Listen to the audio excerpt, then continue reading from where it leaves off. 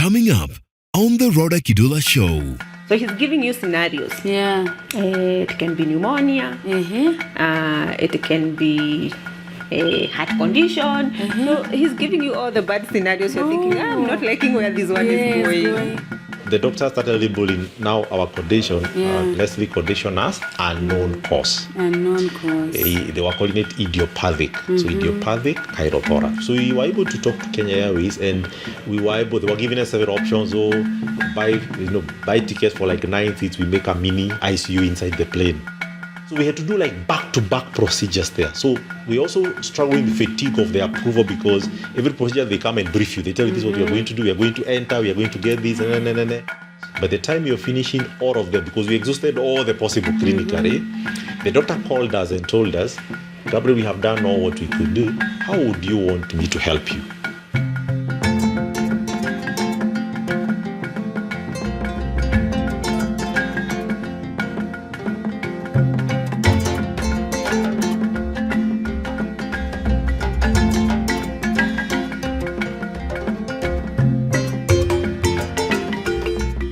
This is the Rhoda Kidula Show.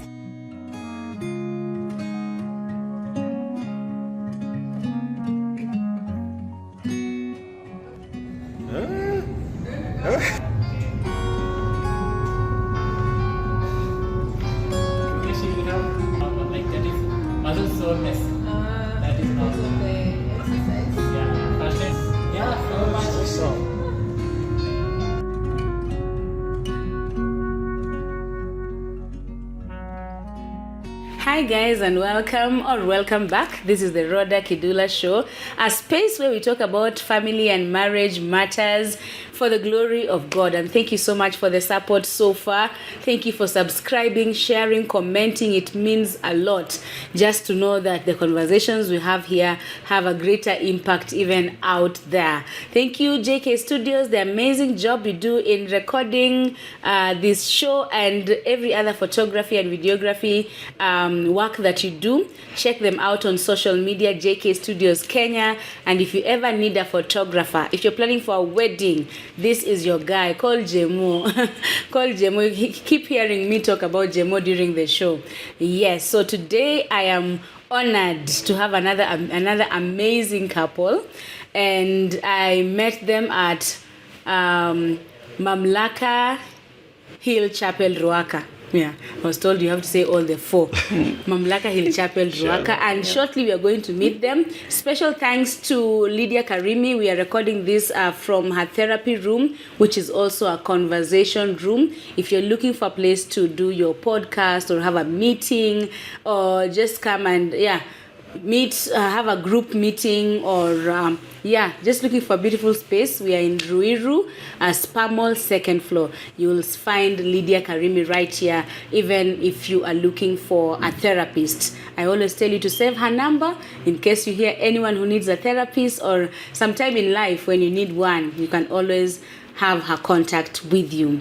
So welcome. Thank you. I met these amazing people. Oh, Miss Becky, hi, or Teacher Becky. I have to say, if I don't, she might actually come for me. So a friend of mine called Becky once sent me this poster, told me, my friend's child is unwell and they're fundraising. Please share on your platforms. And I actually did. Then Becky went a little quiet, and then the first Sunday of April 2025, I started visiting Mamlaka. And actually the day we went, we were given a flyer. And it was a fundraising for Leslie, right? Yeah, so that's the second time I'm meeting this little girl, and we were told to make our contributions. We prayed as a church, and then this month? July or June, when you were in church, you had just come back. Yes, this July. Yes, I see the parents, and now I meet the girl physically, and we are celebrating as a church. And I thought of having this strong couple who serve a strong God to just tell us more about themselves and also allow you to be part of this testimony by being part of the blessing, contributing whatever you can, keep praying with the family as well, and thanking God with us as well. So here we introduce each other. Yeah. Yay! Who is going first? Yay! Gentlemen I thought the rules are the other way. Gentlemen first, All right. please. So the fresh of my fresh. I think that's what So meet Monicah. Yeah. Jogona, and she's my beloved wife. She loved the Lord, and she's married to a gentleman. Yes. Who she will introduce. She'll tell us who is that. I don't know what else you want to introduce. What me to does she introduce her do to. for a living? A living. She's a wellness coach. Oh. So she loves fitness, she loves wellness, and she has a passion for mothers, Wow. especially working with first-time mothers. Oh, nice. That journey of this is the first time you're getting pregnant and walking through the transition from being just a lady to a mother. That's her passion and her calling. Yes. Is there a WhatsApp group or a platform? Yes, I'm not part of that, but but I do believe there should be. There should be. Maybe a Telegram. Oh, there is a There group should be. somewhere. There should be. There should So be. what happens when I get a second child? She walked you through the whole journey. The whole journey. It's only that the first priority is mostly the For the first first-time the moms, first-time okay. mom. But she walked through the whole journey, even with other mothers who are maybe their nice. second or third round. Yes. So she is a mother She is a mother. of? A mother of our children. Our firstborn is called Leslie, who is turning 11. Our secondborn is Lewis, 7. Yes. And our thirdborn is called Letitia. You may have noted all of them are Le. So she's a mother to the Le family. The Le family. Yes. Oh, you really thought about through the names. Oh, yes. What's her personality? It may have changed also. You know? When I knew When her, you she was married her? very reserved. Oh. Nowadays, I get surprised because she's one of the most talkative person in the room.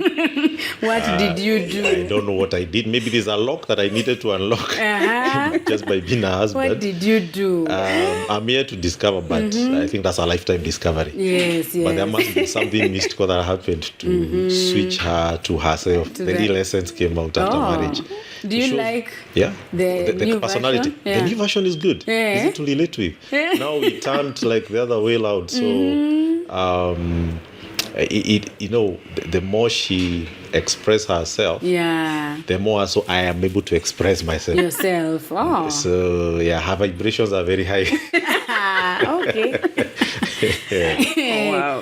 The standards have been set. I hear that. Please introduce this gentleman to us.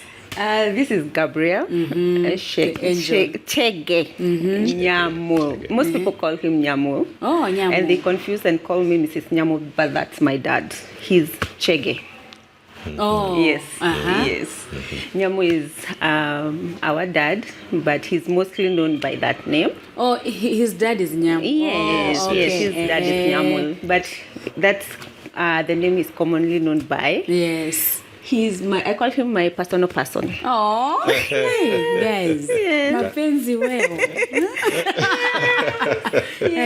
Personal person. Personal person. Yes, because he's been that person to me. I remember I used to tell him when God made him, he knew what I needed. Yeah. Yeah. Oh. Yes. He had me in mind. Everything I needed, it's him. Yeah. Of course, there's the part of God. Yes. That one, no one can ever take that part. Yes. But now when we come to the human relations, he is that person for me. Yeah. He is a purpose coach, first of all. Oh. Yeah. What does a purpose coach do? He helps people rediscover their God-given purpose so that they can walk in alignment to what God intends them to do while here on earth. Yes. Yes. So where do we go for purpose coaching? He does one-on-one coaching for individuals and even groups. Oh. And even he does talks for companies. And above that, he's also... Hey, he wears many caps. He's an author. He has... Where are the books? They are in the pipeline coming. They're coming. The next time he comes, he'll have them. Okay. He's also... what's the name? Speak it out. Speak it out. We'll find it. He's also a consultant. He does strategy. He's the best in that field. He's certified as a strategist. He does trainings and and he's also a dad. Yeah, we were waiting also for that part. He's also a dad to 3 wonderful children. And the Les. Yes, and he's a good example of fatherhood. Wow. Yeah. What's his personality? Well, currently, I think he said... Currently, things have changed too. When I knew him, he was very reserved, just like me. And it was one of the reasons I would tell him, cheka kidogo. I need you to laugh. I need you to stop being too serious. You were in a serious relationship. We were not when people don't laugh. Too serious for in this a serious life. relationship. Like, I need you to make some jokes. Yeah. But I think it was also because of the work he was doing at that time. But currently, I think he's more talkative. Oh. Not like me. No, he has now exceeded me. Oh. Yeah. When he's even surprised. Surprised. I'm surprised. That he talks more. I thought I'm too serious. No, you're not. You're not. The moment you start doing memes, you have come to the other side. And he does memes nowadays. So that's a good thing. Yes, it's a good thing. You are laughing now. Yes. So where did you two meet? The first time we met at a friend's house. We have a mutual friend from his village. We were in the same college and we had moved in the same neighborhood. So I had dropped by her house. I don't even know what I'd gone to do. You know, girls' things. The Lord. Yeah, The Lord. but God had sent me there. And then I'm seeing my friend moving up and down.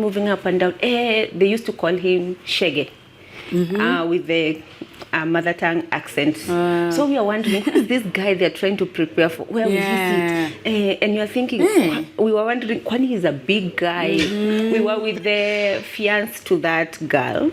So both of us were wondering what is happening. Yes. They look stressed out. Until he came in, I said hi, and went. I disappeared. I was like, let me just go. Yeah. Did you see her? Yes, definitely. Sometimes you ask me, I never saw her that day. Yeah, so I used to host an interdenominational fellowship in my house. And I gathered all people I knew, whether it's from my village or from my working peers. And we will meet every Saturday for fellowship. So this friend from my home, Shags, happened also to be part of the fellowship. So when I was coming from work from town, we were still living in Luaka at that time. So I said, I heard you guys shifted to Luaka. I want to pass by just to see where you are. So when I went and I entered the room, so I found her. That neighbor, actually is a neighbor at Shags up country, and her fiancé, a gentleman called Dan. So there were 4 in the room. So I entered. Of course, I said hi. But even before just even getting to know who is who, she sneaked out. But I don't know how. The moment I entered, my eyes actually spotted her. So I actually noted her literally. So the next time, of course, was, kindly welcome to the fellowship. We usually meet every Saturday. So now I had a room to tell my neighbor, invite other friends. Come with your friends to the You didn't say specifically fellowship. that one. Of course, you try to generalize and say, come with your friends. But I knew who one of the friends was. and that's how now we ended up getting to know each other now through the fellowship. The fellowship. So as much as the first encounter was that room, that house, but now written now she attended the fellowship on Saturday together with others that were around my neighbor. And that's how we got to know each other. So there was nothing that time. I mean, we stayed for quite some time, several months, just fellowshipping, praying, just having God, nothing else. And we were many of us. We had a network of almost 30 plus. So we could just the way we meet like home cell groups, but it's interdenominational. She used to fellowship in another church, myself in different churches. So our friendship developed now in that fellowship. So until later stage where now it started sedimenting to pick like, I think there's a destiny somewhere. Yes. What happened that it stopped being just a friendship? It continued being a friendship. Oh, it's still a friendship. In a friendship. Just a friendship. Upgraded. Upgraded to more. Yeah, but the first time he came and told me that, actually he told me he wants to marry me. Yes. I went straight. I didn't beat around the bush. To be a girlfriend. Then I was like, this guy is joking with me. First of all, the space I was in life at that moment was not a space I thought I could make a wife. He was working at that point. He had a good job.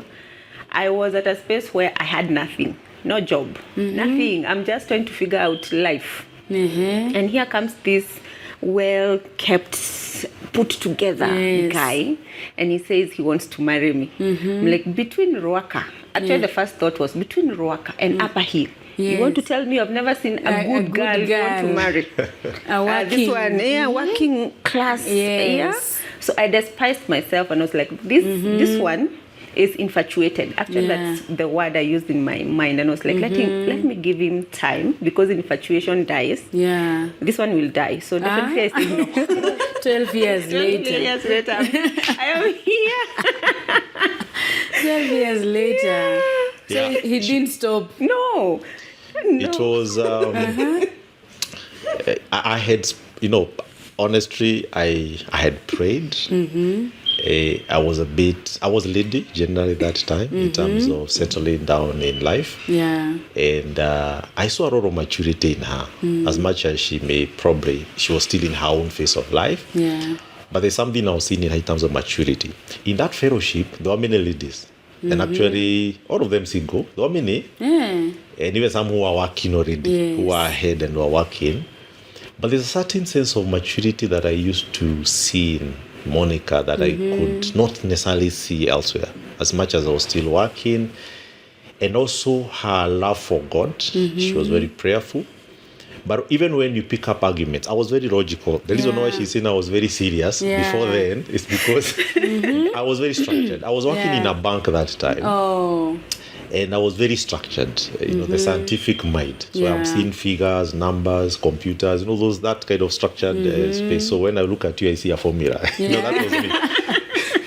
To an extent, one of my nieces told me that when I get married, I'll have to come up with a formula to produce the wife. And I think it worked. I have a formula to produce a wife. That was the kind of me. So I had kind of told God and prayed, God, I want somebody who is mature, who is able so to carry.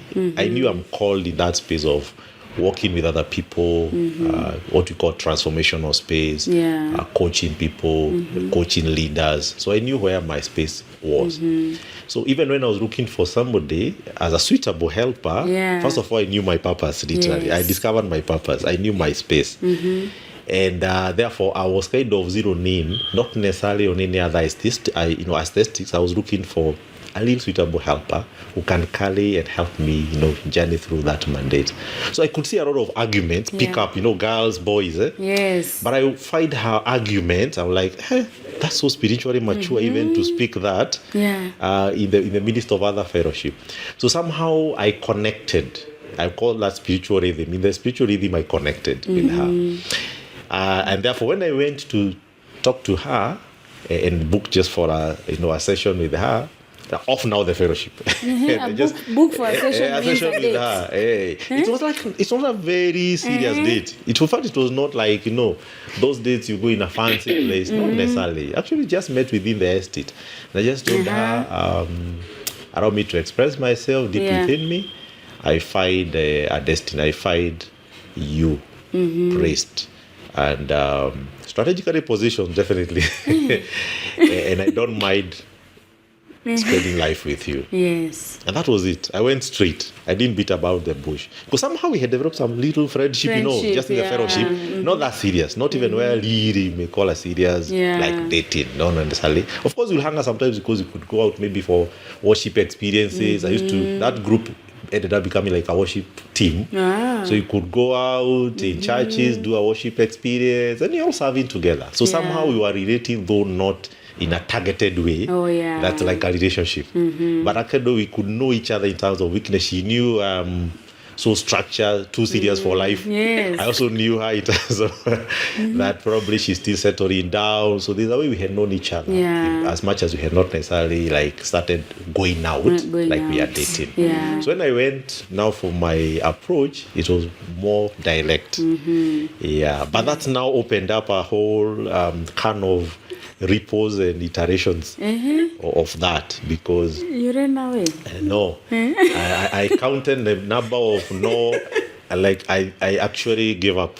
Really? I used to put a journal where I would say I got a first no, second no, then I will hide to go to a prayer mountain several times. Another time somebody doesn't want to talk to you, so you'll give me a silent treat. You said text, they are not replied.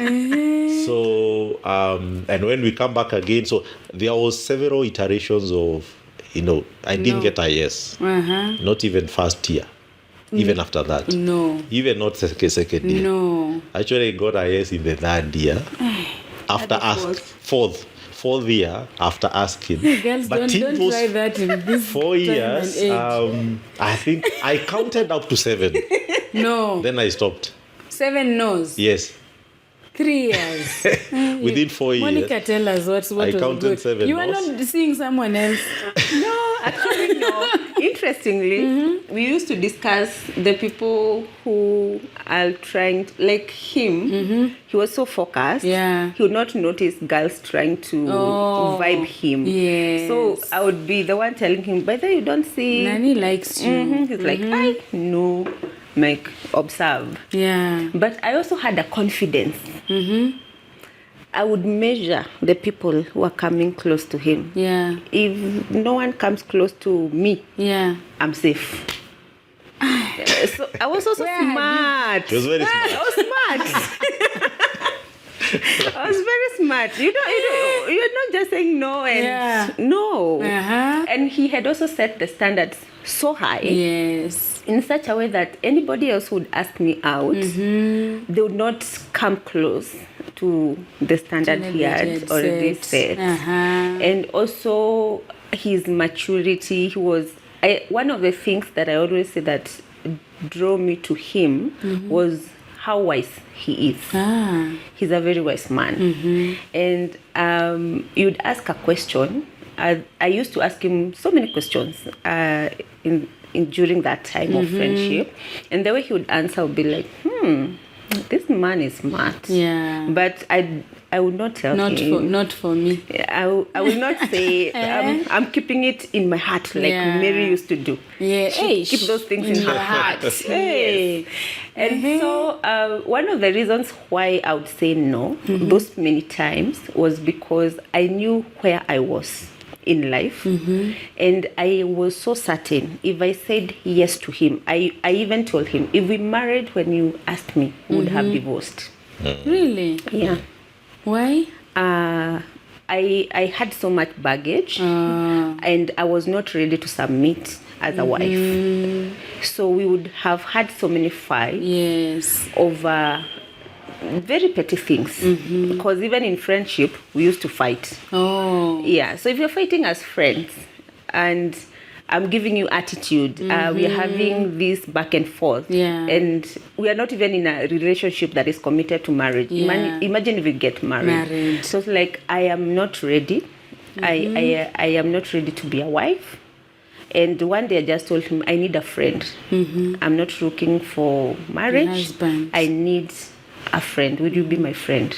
And he said, yes. Know that I still want to marry you, but if you need a friend, I will be that friend to you. And that changed a lot of even our back and forth, because now we were on the same page. He's not pursuing me to be a wife, and I'm not rejecting him. So we are working towards the same goal.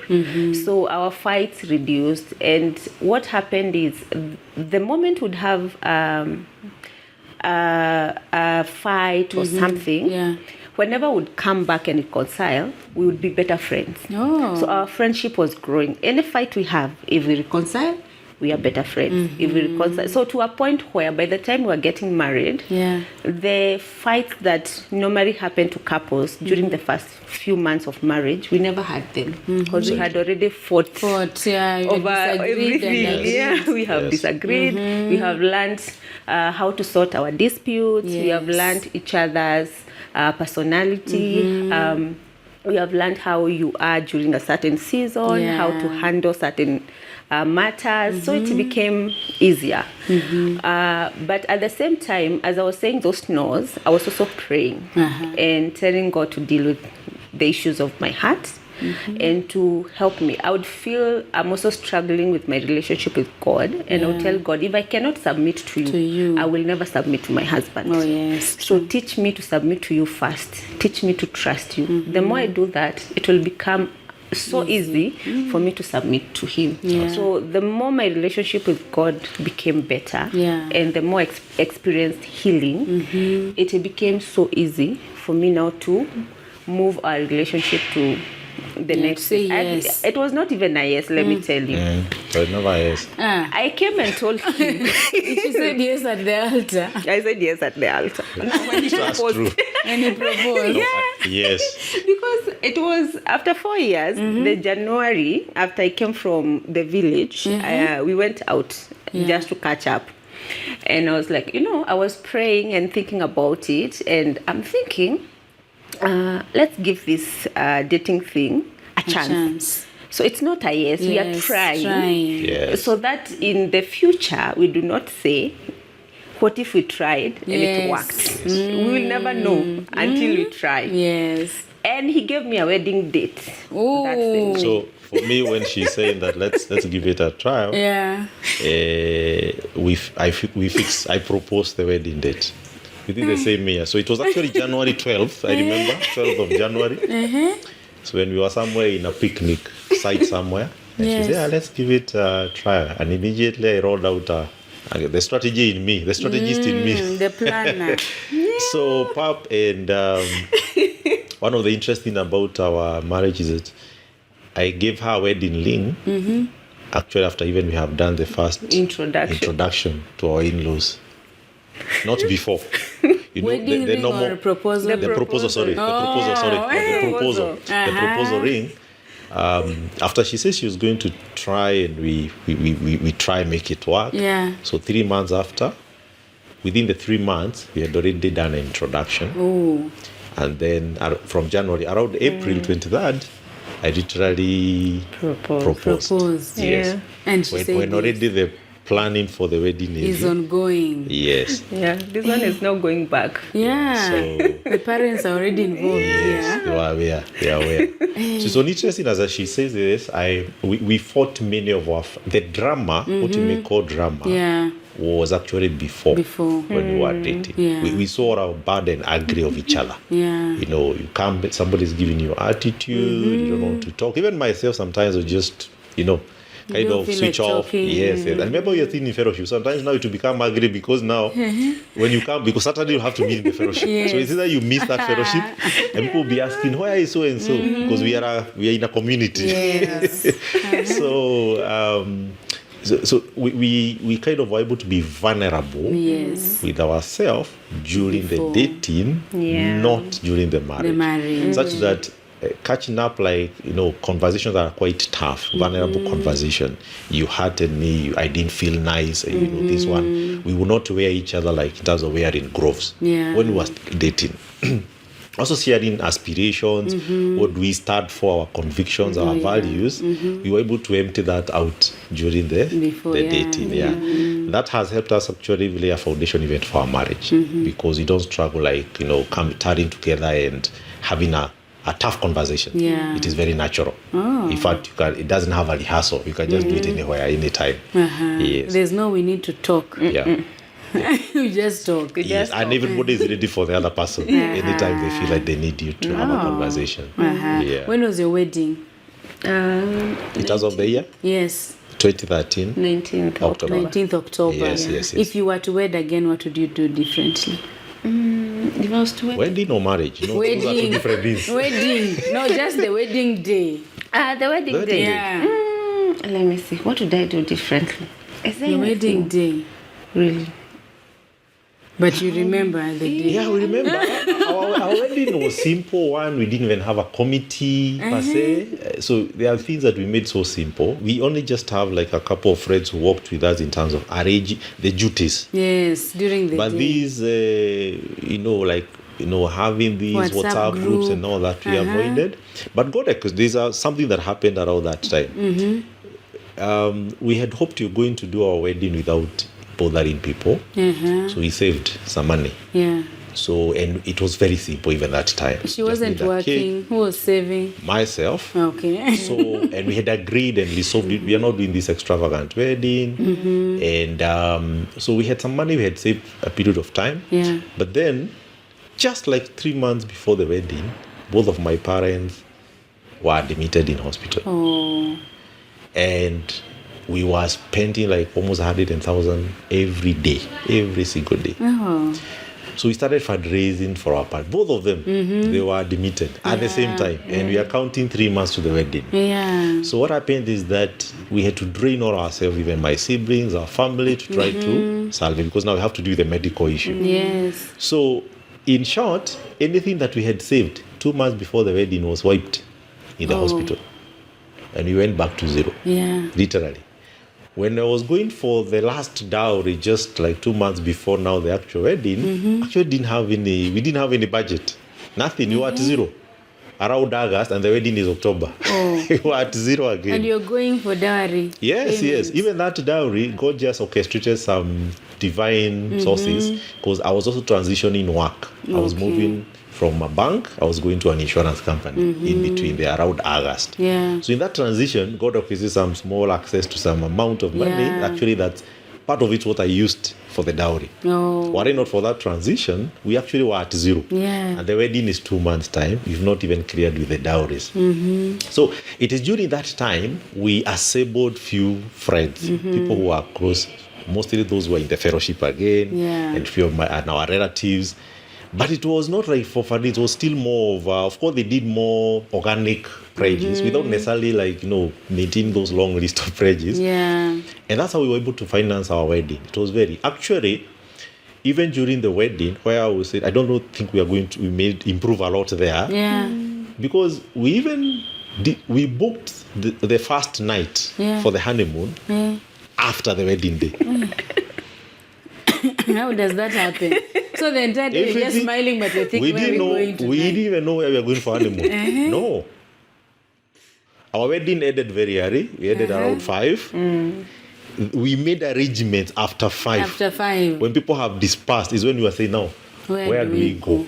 So when we started making some phone calls. Yeah. Because we had said we don't want to enter into any debts. That's one of the things we were trying to do. So what we did is that evening actually, of course, we just booked for that evening. We went and paid for the first night where we were sleeping only one night only, which was still within the neighborhood. One night. And then after that, now that night after wedding is when now we started now looking for where to go for the honeymoon. So I remember we counted the contributions that we received. We cleared all the service providers. And what was left is what we budgeted together for the honeymoon. So it was not something that we were doing in supplies. We actually jointly participated in the process. Which made it easy because even after we came out of the honeymoon, we knew our status. First, we didn't have any debt. Anybody with our service providers. So we're able to start life in a very humble way I started just building up from a scratch. Together. Yes. Then you get married. Yeah. Is marriage what you thought it would be? At the beginning, of course not. You know, you have some expectations Yes. of the stories you read, the movies you're watching, especially for us Movies will be ladies. banned. Yeah. Romantic movies. They're giving you the False hope. wrong notion of Utopia. what should be. And also there's that part of we are dividing duties. Oh. You do this, I do this, Yeah. you do this. She didn't In love. most movies, She didn't love ironing. That was her last Ladies, nightmare. does any woman love ironing? I need to just know. That was If it. a lady is watching, Please. does anyone really like ironing? Like I made it clear. Yeah. I told She him, told me. I don't even buy myself Exactly. anything that May I buy I need to things iron. that I can wear Yes. without. I look, even if I like it and it needs ironing. Out.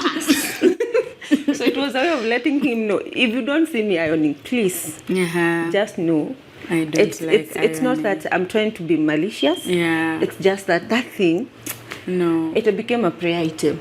Definitely. Oh. Actually, we prayed and fasted about it. You also didn't like ironing? No, I didn't have an issue because I used to iron because I was Yes, working in before. corporate. Video, yeah. In a bank? Working in a bank, you had to go with the tie and a suit, so Yes. I was okay. But for her to transition into that, it took I think almost 2 years or 3 years. He prayed. No. And we literally made it a prayer item. Wait, why Even- don't you just continue ironing the way? I still continued even Oh, but you today. desired Even today, only that now there's a way the grace came later and she picked it up. Plus, it's like service, the gift of service. Service. Yeah. I enjoy the gift of Yes. service, and this is one of the places I would love you to show me the love Yeah, through exactly. my love language. Yes, and I'm here Exactly. saying I'm resisting with everything inside Yes, of me. uh-huh. But with time, Land. it just came. I think through the prayers. And You actually he was not prayed. telling No, yes, me. we prayed. Those petty things, we used to make them as prayer items in the family. Give me the grace to, iron and all of that. Wow. And also even myself, like one of the things that I really struggled to adjust was first, as a single man, I was used to doing my own things. Yeah. I didn't have to involve anybody in anything, whether it's decisions. Number two, also, sorry, that opening up, as much as we had done it during the dating, Yeah. no, I have now somebody I have to tell where I'm going, the time I'm going to come back. Yes. That was kind of a huge adjustment for me because I was used to, you just wake up, make your decisions and move. Yeah, so it took a bit of time.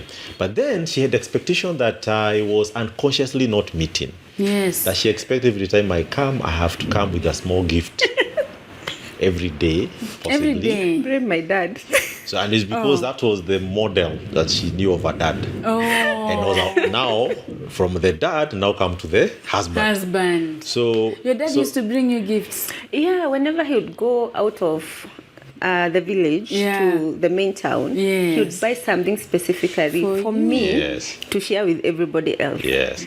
Yeah. So it was not in my ultimate consciousness Yeah. that is what I need to do. So I was surprised because me now, I didn't grow up with seeing dad coming with those gifts. just a it's not that newspaper. very often. So now here is someone who expects me, Yes, to come So with a gift. that language of the gift aspect Yeah. was quite, it took me a lot of time. Because sometimes I would come home and say, she may not tell me immediately. No, you're not supposed to But be I told. will see it in the face. Yeah, you see it in the look gesture, and you see. I mean, I think even if it's like a chocolate, Yeah, or, even a sweet tropical. Yeah, tropical, is Now, yes. now for me, even if my husband leaves me in the car Yes. and walks in a supermarket Yes. to buy milk, yes, I'm expecting he will pick a sweet. perfect, Me and you. perfect. Yeah. Now that's the tribe now that they took me. That one was prayer to fit it in the consciousness. Even if he asks me, do you need anything? And I say no. Yes, Just bring something. Bring something. exactly. So That was one of my main struggles. So as you say, yes, it was marriage the way I expected. There is a lot of adjustment that had to come in place. More of, selflessness, going beyond. And so I think of her priority, not my priority. Oh, yeah. That took time. Even today, it's a continuous journey. Because sometimes you might be unconscious in some areas. Yeah. But at least over time, we've also been able to be vulnerable enough to express our expectations. So that I'm not struggling that you're not meeting my expectations, but I didn't tell you, or you didn't tell me. Yeah. So you talk, you say. Yeah, even asking. Sometimes I'll ask him, how can I support you now that you're doing this project? Or how can I pray with you? Or I've been praying like this, how else can I pray with you? Or what can I do to make your work easier? Yes. Yeah, or even questions that, even one time I asked him, did you have an expectation for me to work? Yeah. Okay, now that's the next question. You are not working when you got married? No, I was not working. Not employed, let's use that. I've never employed. I've never been formally employed since you got married. And I've done business, several businesses, but I made it also a point to ask. So that he doesn't have an expectation from me, and I do not know. So I asked him, did you ever have an expectation for me to go to work or contribute to?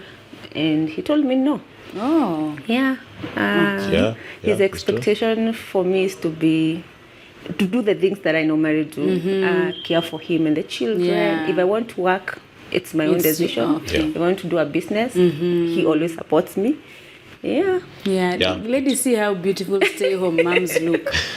Sometimes you feel staying at home, people are sad. Yeah. They're just looking. They still look good. Because there's a lot of work at home.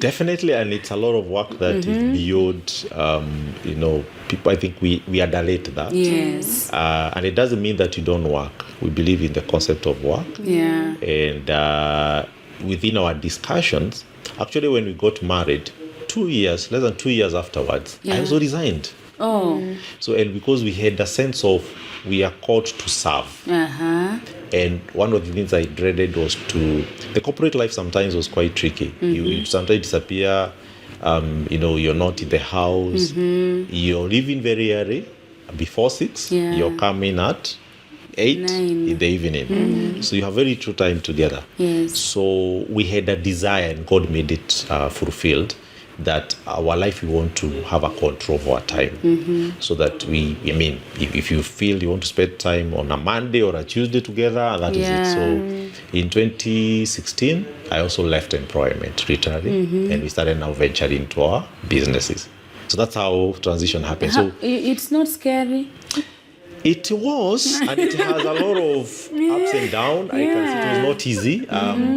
And one of the things I think has been consistent in our life is that we more are activated by convictions, not clarity. And that was a principle that has helped us start strong even this far, even the things we have gone through. Convictions come before clarity. When it was so clear to me that I need to leave, I actually didn't give, like the way people say for 6 months, 1 year. Never. Emergency account. We actually didn't do that. Actually, I remember I was out of the country that time when I got that conception. I was somewhere in Mozambique. I had gone for some corporate work. And so clear, when I came, I discussed with her, this time I have to leave. And by 2016, around February, I tendered my resignation. So, and when I left, I didn't leave because there's any opportunity. It was a conviction that God, this is the time, the season is now and forever. And there's a way we had gotten used to a certain life, again, because I was working, you enjoy benefits, you have, inexhaustible medical covers, you have everything that you may think in a corporate life, because I'd already served more than 10 years in the corporate.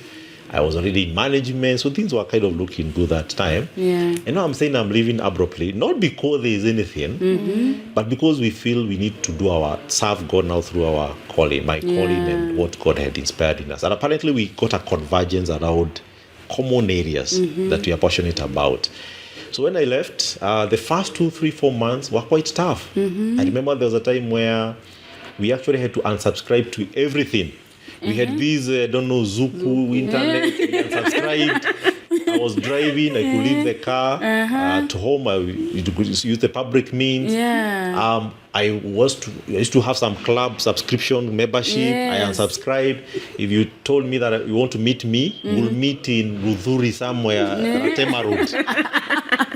Though that, and from corporate, from Upper Hill Life, where I used to work, to Riverside, that a bit. I will tell you, let's meet in Akibadaski and take tea there. And if you're not willing to meet me there, I'm not meeting you in Java.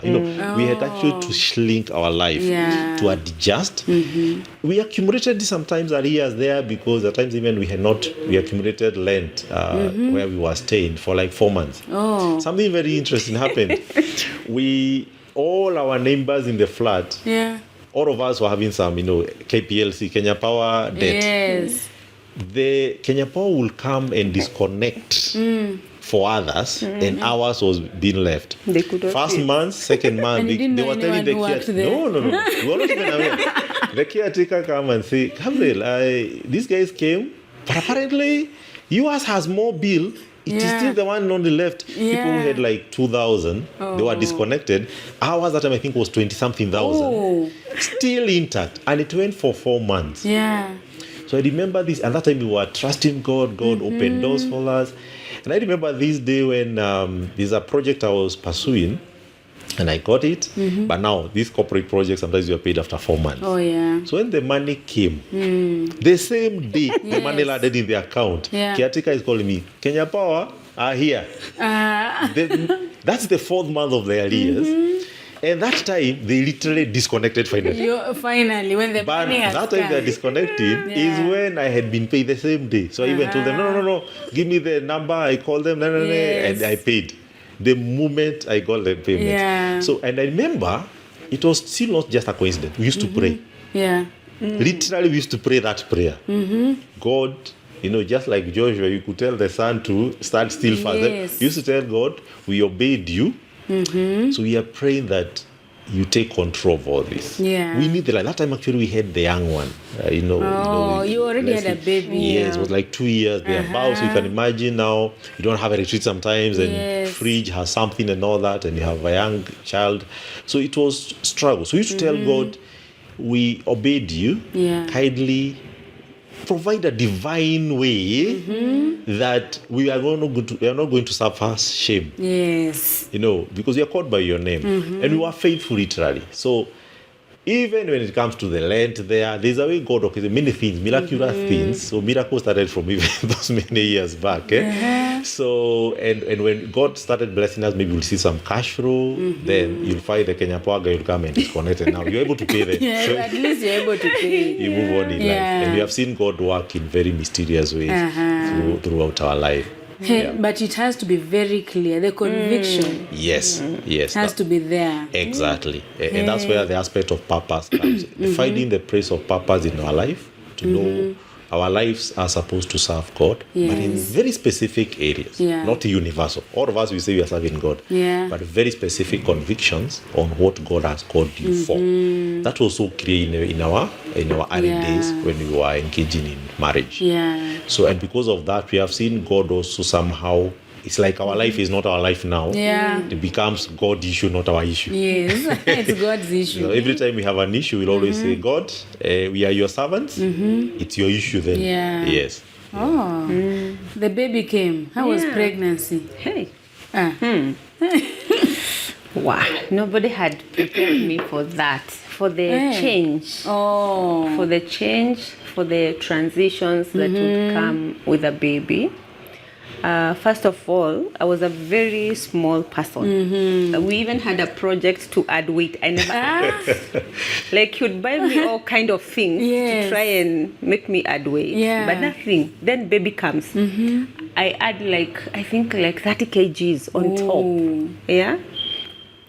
And then after birth, I'm alone with the child. He's in a new job. So it's also tricky for him to stay overnight or take a leave and stay with us. And I'm there, I'm thinking, hey, nobody told me. This is we only how. post. Good sign. smiling. Yeah. No one is telling you how hard it can be, and especially in our times right now when everyone is left to deal with their issues by yourself. And unlike before, when the older women would come and take you through the process, right now is if you don't have anyone, it's you, Google. your God, Google. Actually, that's what saved me. Yeah. Google. I would Google and tell the Holy Spirit, help me to discern which is right and what is not right. And it really changed me as a person, first of all. Yeah. I struggled a lot with my self-esteem because my body changed. Yeah, it changes. I could not imagine. I would look at the mirror and I'm thinking, who is this? Is that my belly? Who is that? This body, my cheeks are here, my neck has disappeared. Yeah, that's after baby. After baby. I And know. worst of all, I can't find clothes that are fitting me. Now this one makes it worse. For the first time, That thing is really depressing. I went to had a dress made for church. For the first time, I could not get a dress. Oh, that 'Cause fits that you. fits me, that is breastfeeding friendly. And like right now, there are so Yeah. many nice dresses that are breastfeeding friendly. Yeah. Then there weren't. Where? And the sadness that struck me that day, I almost came home crying. And I'm so down, I'm so sad. He's wondering what happened. I tried all dresses, none is fitting me. One is stuck here, another one, the zip is not going up. And the way I loved those dresses, in my closet, nothing fits unless I wear the one maternity dress I've been wearing for the past 9 months. It's time to go back to church. You're thinking, I don't even want to go to church. What am I going to wear? Sunday was such a hectic day for me because I'm thinking, I want to go to church, but I don't have anything to wear to church. I'm looking at those dresses. I'm looking at the size. I'm thinking, oh my God, I'm this big.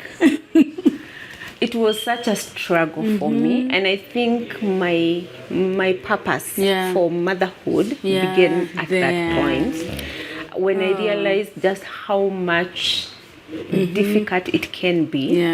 And I remember telling God, I pray that I can make motherhood easier for another woman than the weight has been so weighty for me. And you know that time you are told eat everything. You are eating everything and eat porridge, soup. What are they called? Jahe. You know all those things. You are pumping yourself. You are adding more weight.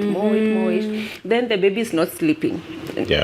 Nobody has told me about the cues of a baby when they want to sleep. We had to sleep train her. It got to a point I just told him, I feel like I'm walking dead. I will collapse any minute if we continue like this. I'm going to do something. The cries of the baby now are starting to irritate me. I'm becoming irritable. Something small triggers me. And I know it's because of exhaustion, lack of sleep, depression. And I'm like, if we don't sleep train this baby, I can't cope. Good thing is he was really supportive. So I had to Google again sleep training methods. I told him the one that can work for me is cry it out. Let her just cry. Let her cry and sleep. If I go and hold her, I will feel sorry for her and take her out of the bed. So now me they cry, I run. That was tough. You could feel the echoes of the cry during the day when I go to work and I still get the cry. The cry, We now decided this you have just to let her vent it out completely. And sleep. So it wasn't easy also, but by God's grace, didn't stay long. Within a week she was trained. She was pre-trained completely, and she started now becoming self-dependent. Something maybe to mention on my side. One is, and I appreciate having gone through that experience. I chose to witness of my children during birth. So I'm part of the midwife in there. You went to the labor all my 3 children.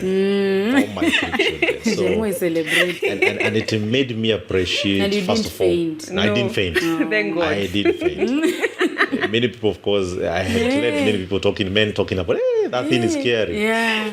But I witnessed, and when I did it for our firstborn, then I made it a habit that I want to receive my baby. Yeah. That became that philosophy. So, but because of that, there was very deep connection even with her, because now I could see, wow, I appreciate the kind of, the kind of work women go through, the kind of pain firsthand, holding on to me and, pushing and all that. That was not something that a man will start easily. Yeah. Of course, you also get your own trauma. because you're like, does this thing have to happen this way? Yeah, is there another way? And then we had agreed that we are going to, as much as possible, have our babies natural. That was already something we had discussed and said we prefer to have our babies natural, the way God intended it to be, unless there's a life-threatening condition. So, but just, experiencing the pushes and, receiving the baby, just placing the baby on your hand like this, it was very humbling. First, to deepen my respect for her and for women, literally. For women. We need to respect women. Yeah, we need to buy them flowers and chocolates. Yeah. I don't think from there I will have an issue. An issue now buying gifts now. Now that's sweet. Became natural. It came automatic. Yes, deep appreciation. Of course, now feeling the pain she was going through. Yeah. It is a trauma also to the man. So it took a bit of time, really, watching us. Are you okay? Yeah. Are you back normal? There are those things, of course, you feel like you calculate moves. You feel like you might induce the same pain unconsciously. Yeah. But whenever that will happen and subject it into prayer, it made it easy to connect slowly. So even spiritually, emotionally, socially, we kind of connected together more through that process of getting the child. So even by the time that we are going now to do the parenting, that sleep training and all that, we are kind of now attached. We are kind of doing together. Yes. So of course the normal adjustments of where does the baby sleep? Is it between us here in the bed? But we also made very radical decisions very early. Our babies always slept separately. Oh, from day one. Actually, from day one. No baby, all the three, none of them really slept in our bed. We always make sure they sleep in the next small cot there. Yeah. So of course you'll always be waking up at night just trying to check whether they are breathing. No more scared. Yeah, but if they were breathing in the tummy, in the womb, so the same God is still taking care of them. Yeah. So that's how it's 12 years later. Yeah. So I got to know you through Leslie. Tell us about Leslie. That's your firstborn. Yes, she is. She is. The one you sleep trained. Yeah, the one I sleep trained. She built resilience at an early age. Yeah. So Leslie is turning 11. She's our firstborn. Last year, after her birthday, actually, we celebrated her birthday on the 2nd. On her 10th on 2nd November. Because I think her birthday was falling on a school day or a weekend. So we're like, she'll celebrate it with some of the people from our real group, our small group from church. So the children, we normally celebrate birthdays with the children there. So we're like, Sunday after church, let's meet at the garden. We celebrate her birthday and we had fun. But come the following week, on Friday, we ended up being admitted. Initially, she had been complaining. Should pant a lot, especially when she walks. You'd see her panting and breathing heavy. She was not in pain, but you'd see she has a kind of discomfort that doesn't look normal. There's a way a child learns, and you can see the panting is from the running, but now this one is beyond. And she'll do some small activities, and she was like, I'm tired. I'm feeling exhausted.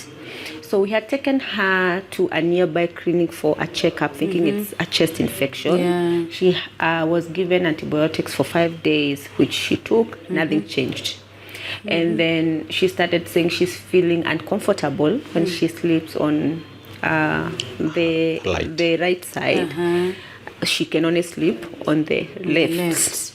So that got us concerned because a chest infection doesn't behave like that. So we're like, let's take another opinion. Yeah. And so on Friday the 15th, I took her to Kijabe Hospital. Her dad had a meeting, so he went to work because we thought it's just an That simple outpatient. thing, yeah. We just go and come back. So we agreed. He goes to work. I take her. Then I will update him. Yeah. So once we got there, of course, it's a general checkup. So we saw a general physician. Yes. So he started, listening to the chest, checking, taking the history. And then he's like, I can't feel any air going through the left. I'm like, what do you mean?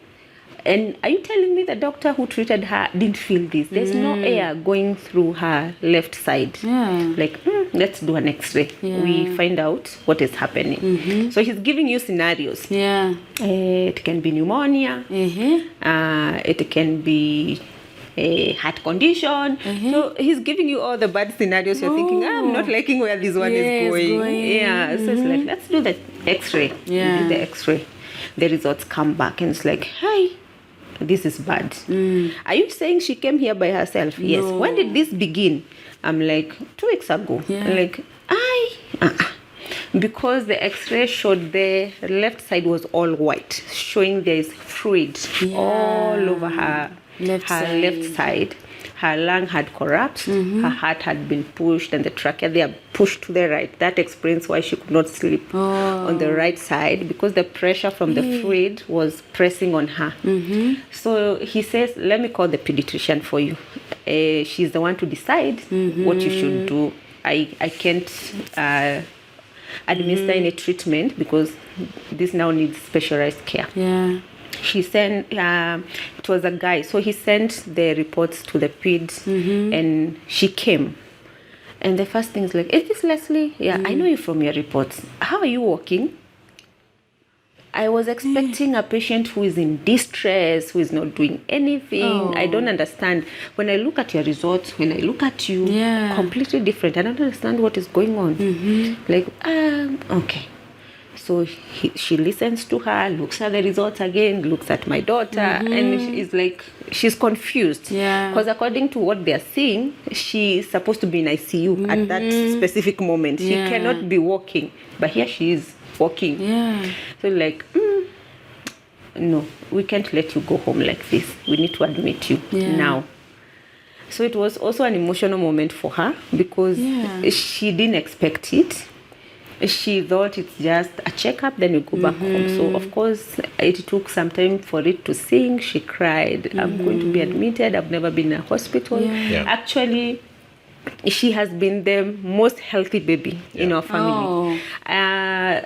Flus, they just come and go. And she has never been admitted since birth. The only time she was ever sick, I think, she was 2 years. The only fever she has ever gotten, she was 2 years, and it was during potty training when she got a UTI. That is the only time we have ever seen fever. You see the way children get flu and they have fevers. She has never. Never. No. Her flu never comes with fevers or anything. She's just there. Yeah. So it was hard for her to imagine she's being admitted. But after talking and a while, she was like, now show me my bed. Did she understand what was going on? Yes, she understood. I explained to her, this is what the doctor is saying. We don't know exactly what it means, so we need to be admitted so that they can run further tests to understand what is going on. And so she was like, okay, they can show me my bed now. I am ready. Have you called Gabriel? So I told him. So he had to find a way now to come to Kijabe from town, and it's in the evening. Yeah. So I as she's saying, we expected just an outpatient. So therefore I was expecting we are meeting back at home in the evening. So when she calls me at loud 6, she's there and tell me that they've been admitted. I'm like, wow. She's trying out to see, is the SHA updated, all those things, the insurance, the national insurance scheme. Actually, I was doing it on the phone as I was going. I had to use a public means, and I was arriving at Kijabe way late, I think around 8ish at the night. Then I found them already prepared for admission. But before then, they said, let's do the tapping. They wanted to tap the fluid. Yeah. So they, first of all, try to use a needle to tap the fluid just to minimize that drowning. And they were able to tap almost 850 ml, almost close to 1 liter immediately. Within a very short time, almost 1 liter was drained. But then, after they drained that, they repeated annexely to check whether it has reduced. Yeah. Then they found there's no difference. And already 1 liter has come out. Yeah. So that became now a worry. No, there's too much of that effusion. It's like that fluid had really accumulated a lot. It was too much. So they continued draining, and that's how now they said, okay, I think we need now later to, of course, they were also doing assessment to check, is it TB, is it infection, is it pneumonia? We even later now had to do bone marrow test to check whether it's cancer, blood cancer. So the first 2 weeks was tests back to back. Apparently all of them negative. So they started an assumptive treatment for TB just in case, because they were saying sometimes it can just hibernate. So she was put on the TB medication almost immediately, like after 1 week. But this kind of assumptive, no test was showing it is. So after the bone marrow test, which happened like 2-3 weeks later, was done, and they checked and saw that, there was no cause. They could not tell. They also tested the fluid that was leaking, and it's when now they started questioning. This fluid looks like it's chyle. So we never knew about what is that now. This looks like chyle. So what is chyle? So they started explaining, it shows that it's a mixture of the nutrients, the food that when you eat those foods, the nutrients, the minerals, all those things combined, we should actually be pumped back into the body. Because that's what now helps your body. So it's like there's a leakage in the lymphatic system. Now that is what now became a mystery. And they were all skeptical about it. So I was saying, we just hope it is not. That's what they kept on. We hope it is not. So they're trying to see whether it could be triggered by things like they were asking us whether she has ever had any accident, operations or surgical procedure or trauma, and she has none of that. So they were saying, we're just hoping it is not chyle. But now when they tested several times, they proved it was chyle. Meaning, when she eats food, the food is digested. That digested food comes through what we call a thoracic duct, and then it is poured out, and then goes into the bloodstream and circulates to the body. So that system is leaking. So meaning whatever she eats on the mouth does not help her. It goes out. So I remember one of these doctors who was quite very honest, and when they started now discovering consistently it's chyle, she actually pulled like a document, like a PDF research paper about that condition called chylothorax. She was trying to prep us somehow. It's kind of more of a psychological preparation. Guys, this is chyle, and these conditions are very rare globally. So what she did, she mentioned it, but we're not taking it that serious also. Because now there's like 4 weeks, 5 weeks. There's kind of a hope.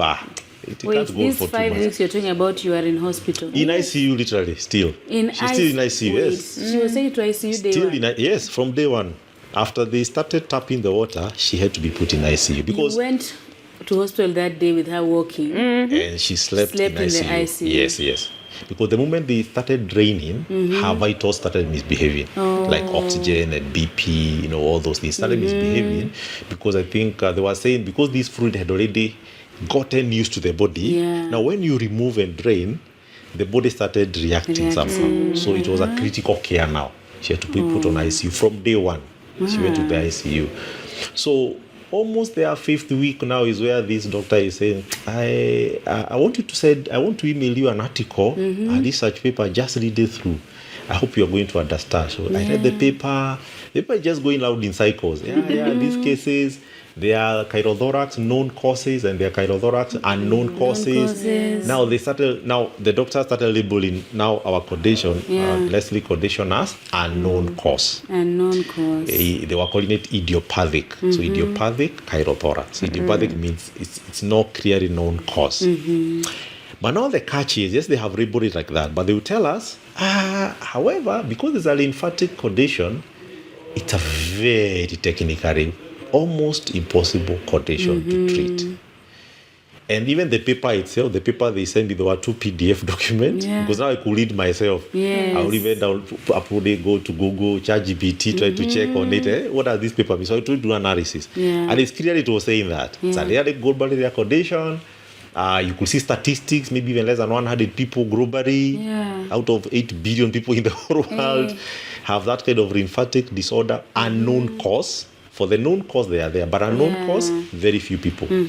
So it was kind of a denial also. What are we dealing with here? We just came by ourselves.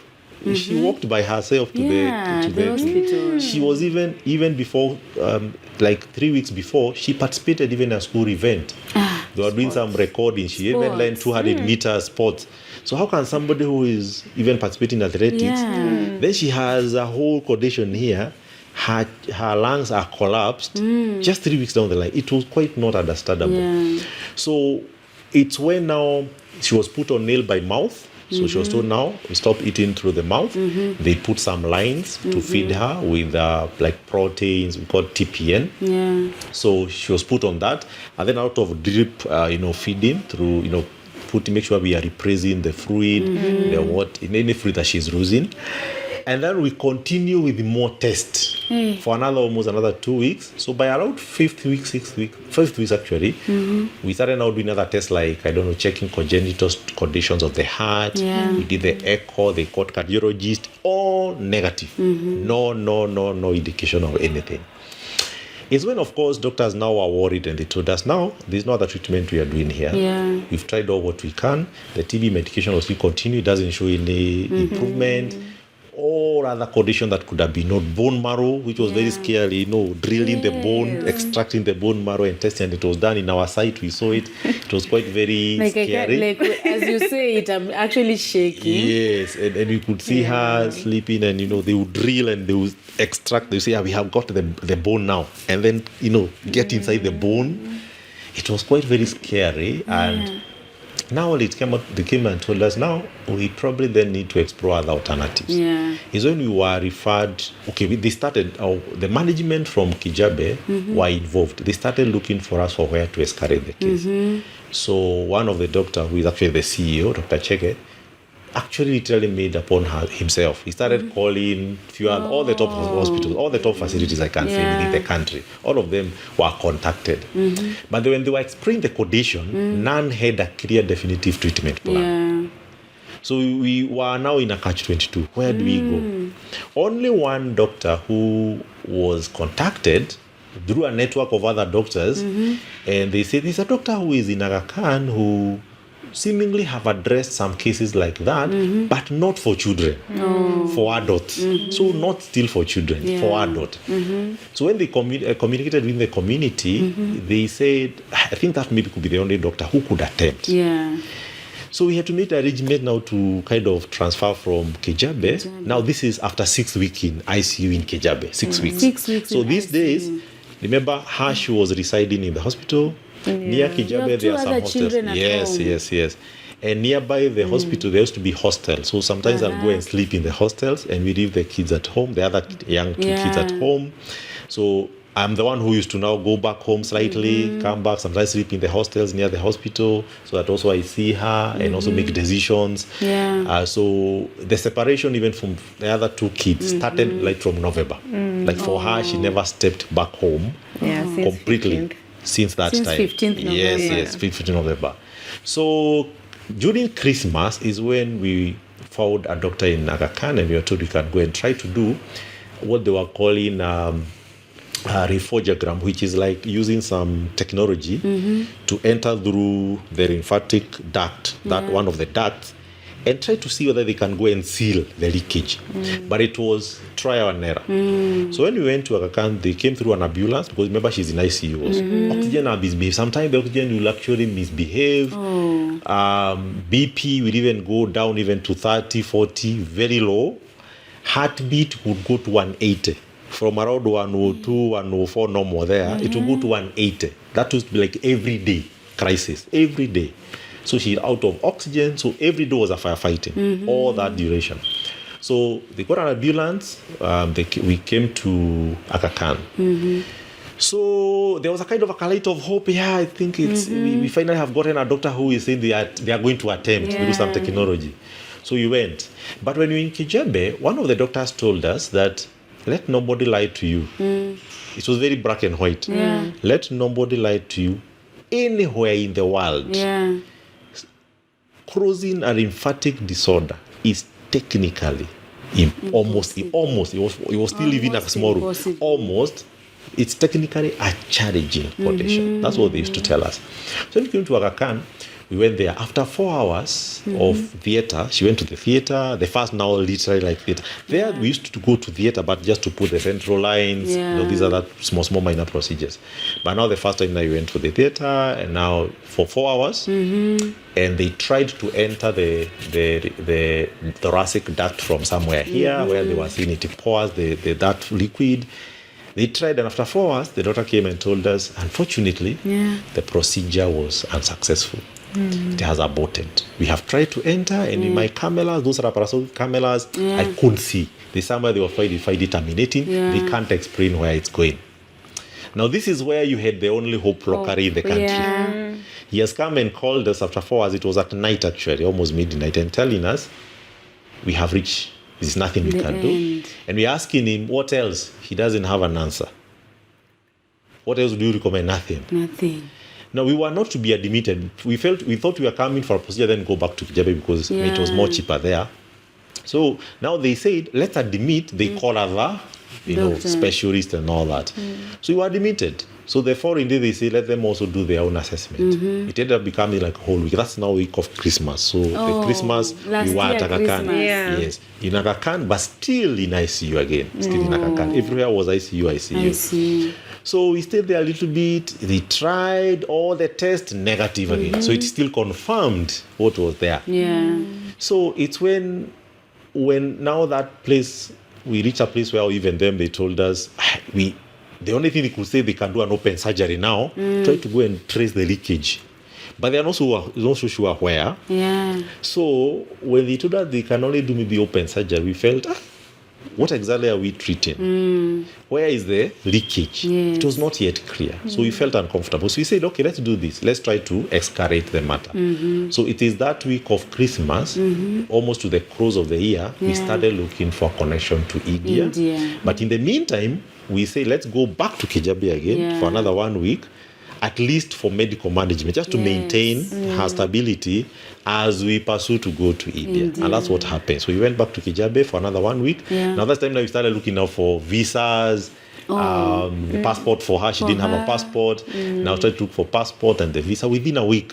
By God's grace, as much as it was holiday, we were able to get favor. And we were able to get the passport for her and also the visa within that.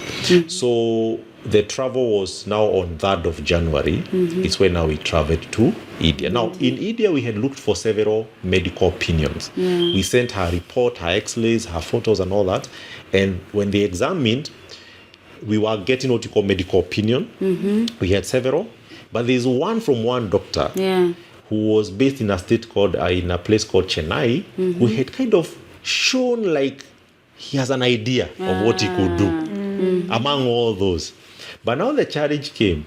There's no way to move from here to Chennai because one, there's no direct flights to that place called Chennai. It's a city within a state called Tamil Nadu. There's no direct flight from Kenya.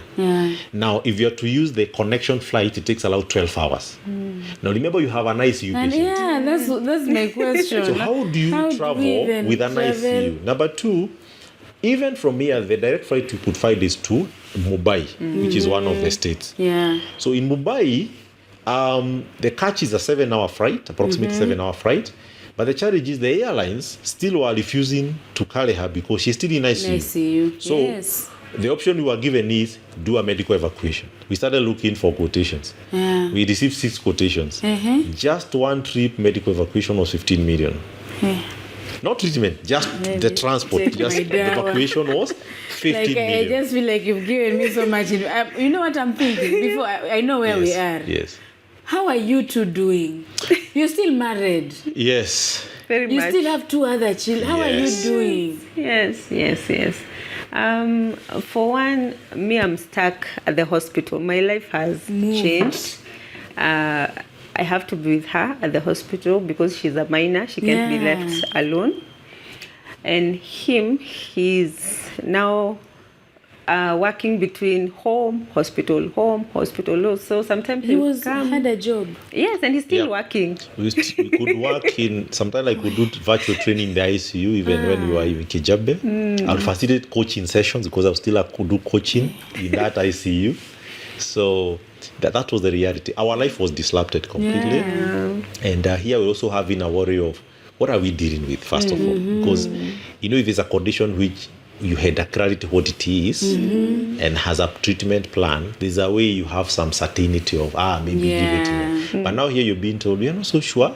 What is going on? Technically, it's a challenging, it's a rare condition globally.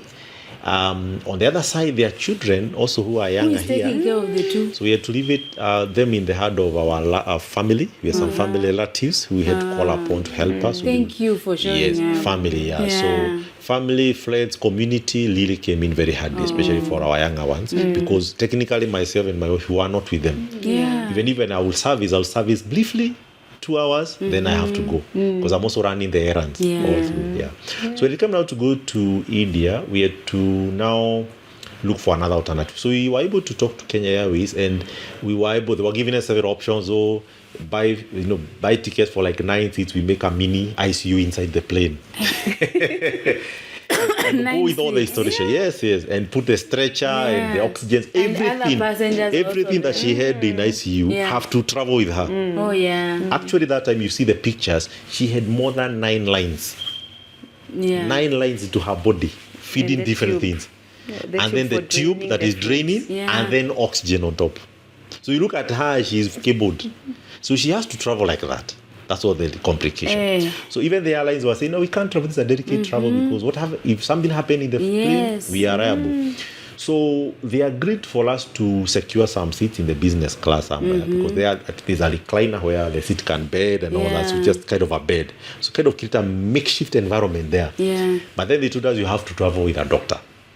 So you have to pay tickets also for the doctor to travel, and then get all the installations, all the fluids and the oxygen has to travel with her in flight. So that was the best offer we could get. And you too. And then now us too. So that one was a bit cheaper. It costed almost around 1 million, just the transport to go. At least way cheaper than the evacuation, which was 15 million. So here you are struggling, of course. Already we had spent enough money here. We were almost close to almost 4 million here in Kenya for the 2 hospitals combined. Where is the money coming from? We of course had to drain ourselves. Plus also we had to call out for support from friends. We started kind of doing fundraising. So actually around December is when we started. After we realized now we're going to 6 weeks. It's when we realized, this trouble, we can't go alone. We need to call out. So we started fundraising. So when we were traveling, I remember I had to go ahead of them. We didn't use the same flight. When I was booking, because priority was, first of all, let me make sure for Leslie, you get a ticket, her seat, and then at least her, because she's the one who was with her in the ICU, the other side. Then for me, I was just to take any other flight nearby. Then we meet the other side. So we were not traveling in the same flight. So unfortunately, when I made payments, the money disappeared somewhere in the mobile payments. I don't know where. And it was almost 800,000. Then it was on a Friday. We have interimly booked. Just kind of, we've told the KQ, they had told us, give us the medical clearance, and we had filled all those medical forms to be clear to travel, and we had booked it. We were going to go with the doctor, and I made the payment, but the money was not kind of traced immediately. It was somewhere in the bank, but they could not trace. So they could not give us ticket because the money has not yet reflected. That time is when they are leaving Kijabe with an ambulance. We have also paid the ambulance. They are on the way going. They were traveling at 8 flight. I booked the flight for 4 p.m. So I was traveling like almost 6 hours before them. So when I was leaving, I told one of my committee officials, you liaise with Monica. I have made the payments. The payment is not yet received. They have not then given us the tickets. So they didn't have tickets. Even when they landed in JKIA, they didn't have tickets.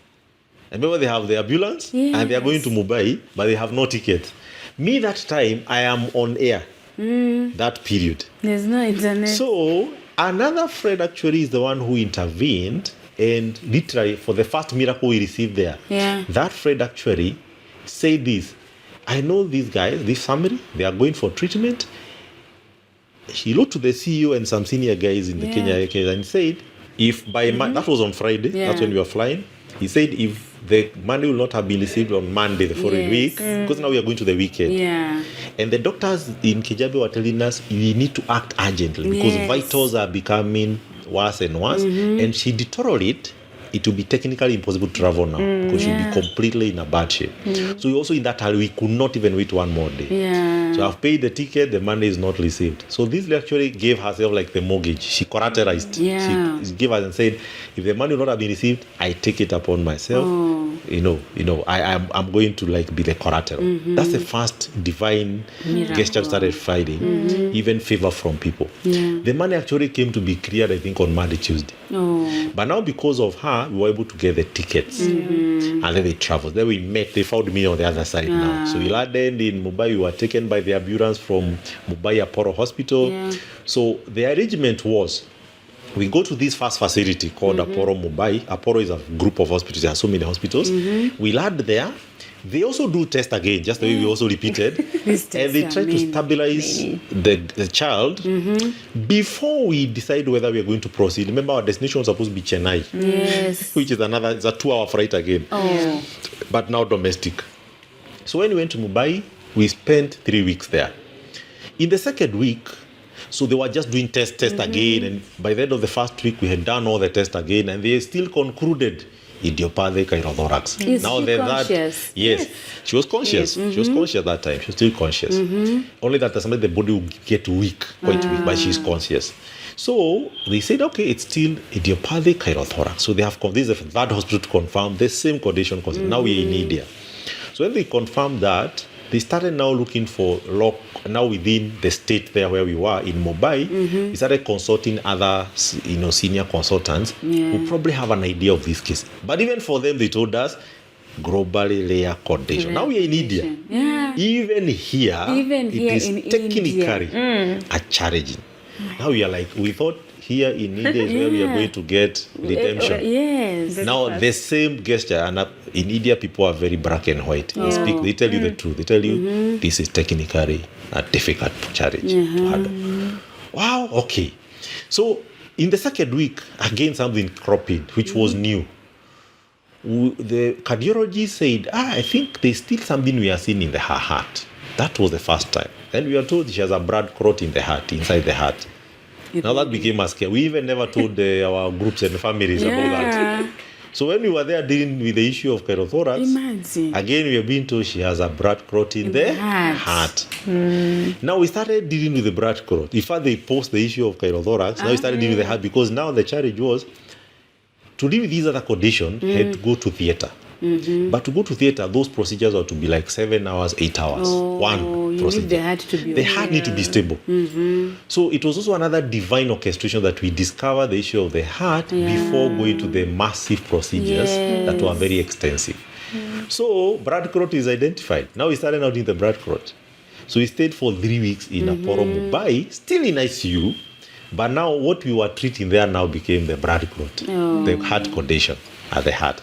They were able to stabilize it, and I think they were saying after repeating several echoes and some other procedure, they were able to say it's a bit stable now, it has cleared out. But now they attempted to do now another procedure now to close the leakage. It backfired again. The way it had backfired here in Kenya. In Aga Khan, they also said it's technically impossible. The senior interventional radiologist came and told us, I have done all what I could do. I don't think there's anything much I can administer. So it's when we said, okay, there is a medical opinion we had gotten in Kenya, in another state called Chennai, a doctor who had seemingly looked like can handle the case. So we started now making arrangement to shift from Chennai, from Mumbai to Chennai, a 2 hours flight. Now, how do we move now? This domestic flight, the child is still in ICU still. So it doesn't make it easy. You cannot move. You can't move on road. It's like from here to Zambia. It's like moving from Kenya to Zambia. That's how it is from Mumbai to go to Chennai. So you can't use the road. You can't use an ambulance. it will take like even 60 hours. Yeah. So you have to use the flight, which is a 2 hours flight. But the child is still not very okay. Stable, yeah. So we had been cancelled because there are domestic flights, we were told they don't offer medical escort. So the doctors called us and started counseling us, and they gave us the techniques to use if the child relapsed in the plane. Oh. So they were saying, we will give you clearance, but they will escort us to the airport with ambulance. We go to the plane, 2 hours flight. In that 2 hours flight, we were to You be are the doctors. Yes. Yeah. So you are given even all the accessories, all the things to and how to handle it on the plane, in the flight. Now it was to be delicate because if anything happened there, we have no recourse. Yes. Now, and true to it, I booked, because I had to book the flight myself. I booked, I paid. We were put on the ambulance. But 10 minutes afterwards, we were called back by the hospital leadership management. They said, we've received orders, you have to come back. Why? So the hospital management called the airline, and the airline actually said that we cannot allow you without a medical escort. Remember, I had already paid. Yeah. So I tried to cancel that ticket or postpone it. I lost all the money. The money disappeared. Vikunywa maji.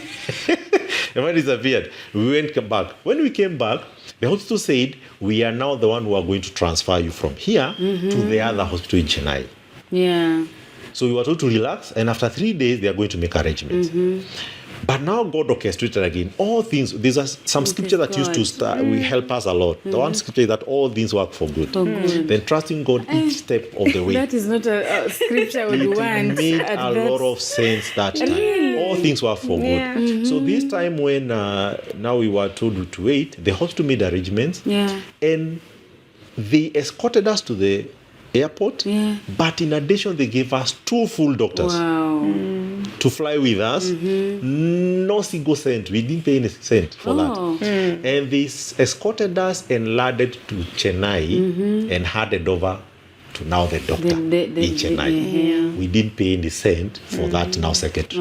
Everything, including the 2 doctors. The 2 doctors. And it was a 2-hour flight. You can imagine that could have spent maybe around another 600,000. Yeah. By God's grace, yes, we lost our part, but now God compensated it. More. And the hospital was so generous to us and transferred us for free. For free. Yes, they took over everything.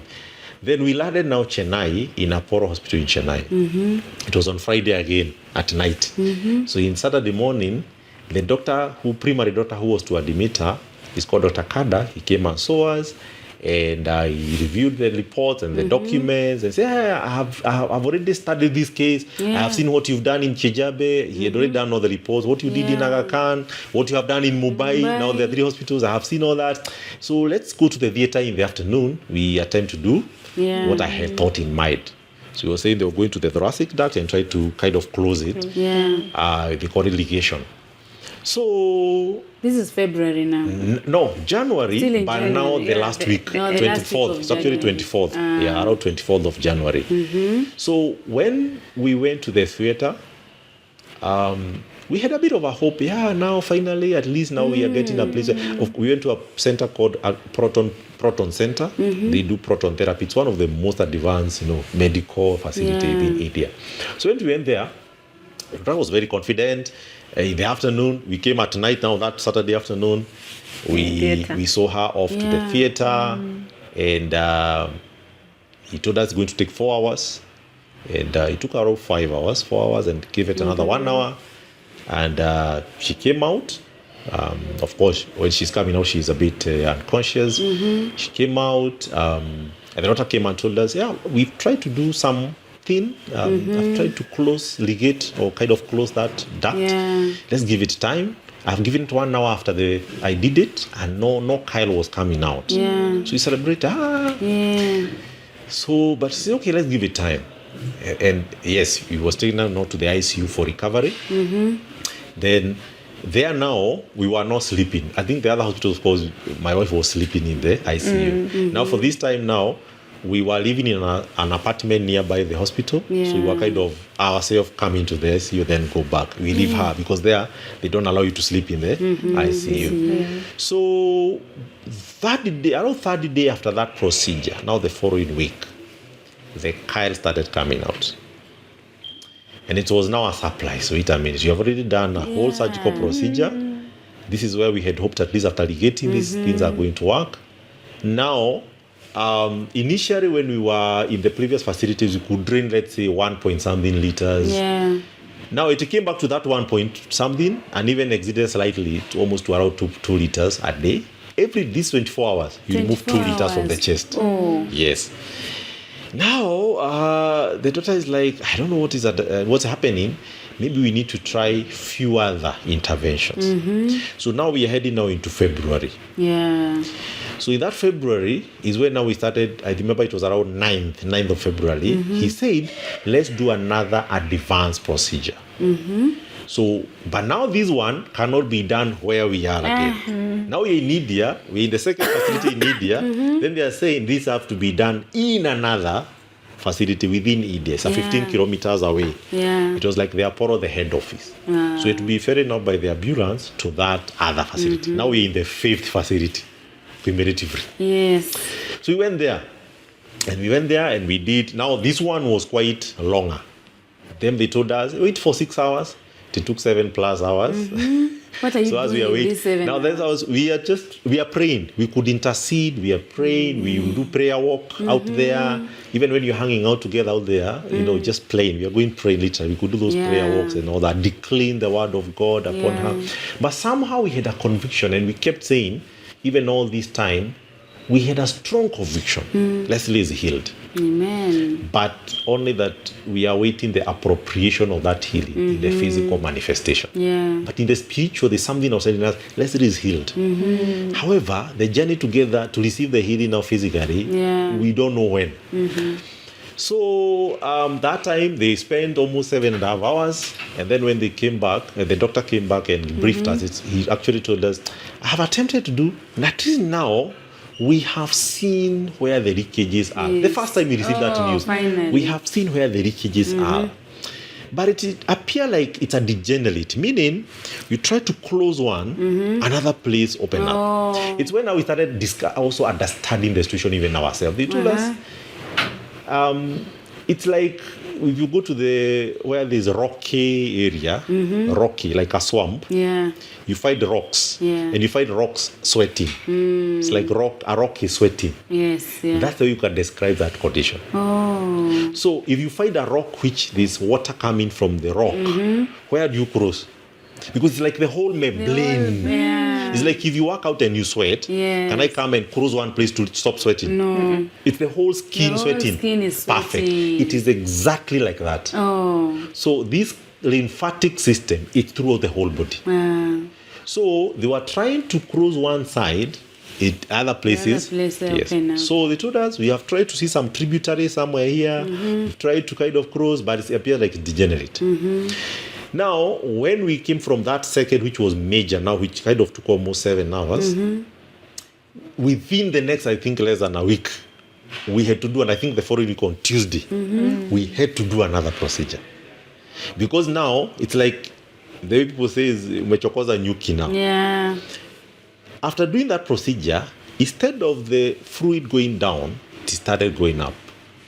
When we were collecting 2 liters, we thought, here, remember in Kenya, 1 liter was 1 liter scary. And they were saying, in fact, they used to tell us, by research, the recorded volume is usually 500, half a liter in a day. As here, we recorded 1 liter. When we went to Mumbai, we went to almost 1.5 to 2. Now in Chennai, after the procedures, we went to 2.5, almost to 3 liters. And this is the time now we have done the lead procedures, which should be closing the leakage. Yes. That means she is losing everything. Yeah. Now we are feeling her body is becoming a bit malnutritioning, because even if she's getting the feeds, it's like she's losing everything that she gets into her body. So we had to do like back-to-back procedures there. So we also struggle with the fatigue of the approval, because every procedure they come and brief you. They tell you this is what we are going to do. We are going to enter. We are going to get this. Can you authorize? And then we authorize. So it's very tough. Yeah. This is the first time we started noticing it was wise for us to be together there. Yes. Because the discussions and the decisions were very difficult. Because every of those procedures, they will tell us, we might do this, but it has a 20% chance only. Those are the statistics. Has 20% chance, has 10% chance. That was the thing. When we were doing the third one, It's when the same doctor now in the main, not now in the Chennai where we were, the Proton, the main hospital, started saying, we actually have started consulting this case globally. And there were some visiting doctors from South Korea, some others from US, others from Europe who are coming, and even some from China who are coming to visit India. They were kind of hijacked to come and address Leslie case. Yeah. And it became a case study now. And I remember even when we were in Kijabe, some doctors told us, anybody who is going to handle this case is going to be published in a medical journal globally. That was even said to us when we were still in Kijabe. One of the doctors told us, this is a case study. Yes. So, when they came and they addressed that, they started to study Leslie case, and all of them said, what you guys have done here in India, even if you bring her to South Korea, to China, there's even some professor in China, some other guys in Pittsburgh, in Philadelphia, in US, they said, we will not have anything else to do even ourselves. So they kept on saying, even if you bring this child to US, there's nothing you do differently. Yeah. So now it's like we are prisoned. There's nowhere else you can go. It's either we come back to Kenya or stay in India. Nowhere else. So it's when you discover now we are dealing with a critical issue. Even in our faith now, we started now discerning this now is not a medical issue here now. We have to escalate now into the spiritual realm. So from that month of March, we went back-to-back procedures. But to make the matter worse, as we were doing those procedures, by the time we were finishing all of them, because we exhausted all the possible clinically, the doctor called us and told us, Gabriel, we have done all what we could do. How would you want me to help you? Wait. How would you want us to help? No. This is the doctor asking. Yeah, That's where it reached. the doctor is asking you. Yes, how would we wish him? Yes, exactly. And we sense the desperation that arrived. And all of them, not one, all of them, we say, even the management of the hospital could call and say, what about this case of Leslie? Do we have a clear plan, treatment plan? No, we have exhausted. So what are we doing? Nothing. Just manage her in ICU to make sure her vitals are stable. Nothing. So that's the kind of level we hit. By March, we had hit the dead completely. All protocols of medical treatment possible, even the experimental ones, were done. Closed. Chapter closed for treatment. So at that level, there's nothing else we could have done. But there's still this faith that kept on. That time, I think we were mobilizing people all over. People were praying. We had prayer groups. We had intercessors praying. There was a group that was praying every day. Our families were fasting. Even as we were praying and fasting. That time, what was happening in our life, we were growing deeper ourselves. It's like an immersion. In fact, we were not feeling it. That moment. We were not feeling it. As in, we were so soaked in the faith. When doctor is telling us, oh, Gabriel, let's do this. We try to stabilize the lungs and we leave. There's another tube she had here. Because this time she had almost 4 tubes draining. Now we increase now to 4 tubes draining. And then she had another tube now that are feeding. 4 draining and others feeding. She said, we can discharge you with the tube in the abdomen. And immediately we tell, we are not going back to Kenya with any tube. We were silencing any voice that was coming. When the doctor will appear desperate, in fact, we started praying for the doctor. I could send doctors encouragement. The doctor, we are praying for you as you go for this theater. We are subjecting the angels to, we actually were kind of interceding directly to the doctor. We were praying for the doctor, literally. And once in a while, you send the doctor an encouragement. Doctor, we are praying for you. So to an extent, the doctor kept on telling us, Gabriel, sometimes it is very hard for me to call you for a briefing. I don't know what to tell you. I don't know exactly what to tell you because I have done nothing. Remember when you admit a patient, you become like the primary. You are the primary doctor. He was saying, I'm avoiding even calling you. Because after every 2-3 days, they will call us for a briefing, tell us the progress. You say, I don't know what to tell you. There's no brief. She will come from the theater, maybe doing operation because, in India, you deal with some other very complicated conditions you was in. Because in the ICU, we saw people with serious issues. We saw people with other conditions. Like cancer. The facility we were in actually is a cancer center, literally. It's a specialized cancer center. So even people were asking, how did you happen to be in a cancer center? Because we were there because of the doctor who admitted. Because we need a certain specialist, thoracic surgeon. That's why we were there. Not because of cancer, but because he's a thoracic surgeon. He handles these conditions of the respiratory system. So, but we saw the wrath of cancer real time. Because in the ICU, we are spending every day there, full day, We saw people, surrendering to faith. We saw, every day. Yeah. So the doctor actually will come even from theaters to do other procedures for other people, and he will tell us, I think for this cancer patient, I have a protocol. I know what to do, but I don't know what to do with wrestling. The same doctor. He will operate other very complicated condition. Then you come and say, for cancer, I don't know what to do. He's given me stress. I'm waking up every day to pray for. Yeah. So by end of March, we had exhausted any human effort in terms of treatment. We now, the month of April and the month of May was dead silence. There's nothing. There's no treatment happening. April. The whole April, the whole of You May. are still in India. Yes. In ICU. He's still in ICU. We've never left ICU since the 15th of November. Yeah. Up to when we came in June, we've never left ICU, even one single day. It was all in ICU. So February, end of March. Now, end of March, we have reached the end. And So now, May. April was more of observe, wait and see. Yeah. Yeah, every day, wait and see. Just feed her, just, manage her. Vitals, that time vitals will just go way high. You find BP is crazy. Oxygen saturation is bad. Heart rate, in terms of pulse rate, is at 180. Vitals could go everywhere, very, very, very bad, serious. Actually, it's like after every few days, you'll find crisis within that ICU. There are these machines monitoring. They will make funny noise to call, and everybody's on panic. Doctors come in to try to rescue. That was like the order of the day, every day. So, and I remember what we could do that time, even from theater. There's one of the procedures where several of them, like 2 or 3 of them, where she stayed 4 to 5 days without, being woken up. Total sedation completely because they were major. Yeah. So you find even people will call you and ask, how is Leslie? You don't know what to tell you because she's already deep into the sleep for 4 days, 5 days. And it was quite very difficult. I remember the first time that my wife, we switched. Maybe I think she can talk about that. Yeah. When she came from that procedure, I was there, and then we switched, and then she came. We were doing alternate schedules. Today is me, tomorrow is her. Yeah. So me, I witnessed her from the theater, and she was intubated everywhere. Nose, the mouth, tubes going inside, everywhere, the whole body. And she's not talking, she was not blinking. Then we were switching, and then my wife is the one who was taking over. And I remember when she came, she was like, what? I was not prepared for this. It was difficult. I think that is the most difficult moment for me in the entire journey. life. Yeah. Especially because I was not psychologically prepared for the silence. Oh. You see, all through, she was talking, she'd be complaining, she's crying, she wants to go home, she's missing her siblings, she misses school, she wants to go to church. And then there's silence. She's not talking. Yeah. She's sleeping. And then she's in a ventilator. Her eyes are closed. She's not moving. Yeah. The silence was deafening. I walked into her cubicle and I just wanted to cry. Yeah. But I'm trying not to cry. I had to eat.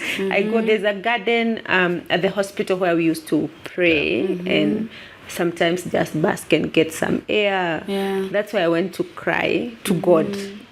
And I remember when I walked in and I just looked at her and I could not believe it. I could not believe this is our child lying here. She's not moving. She's not doing anything. She's just there silent.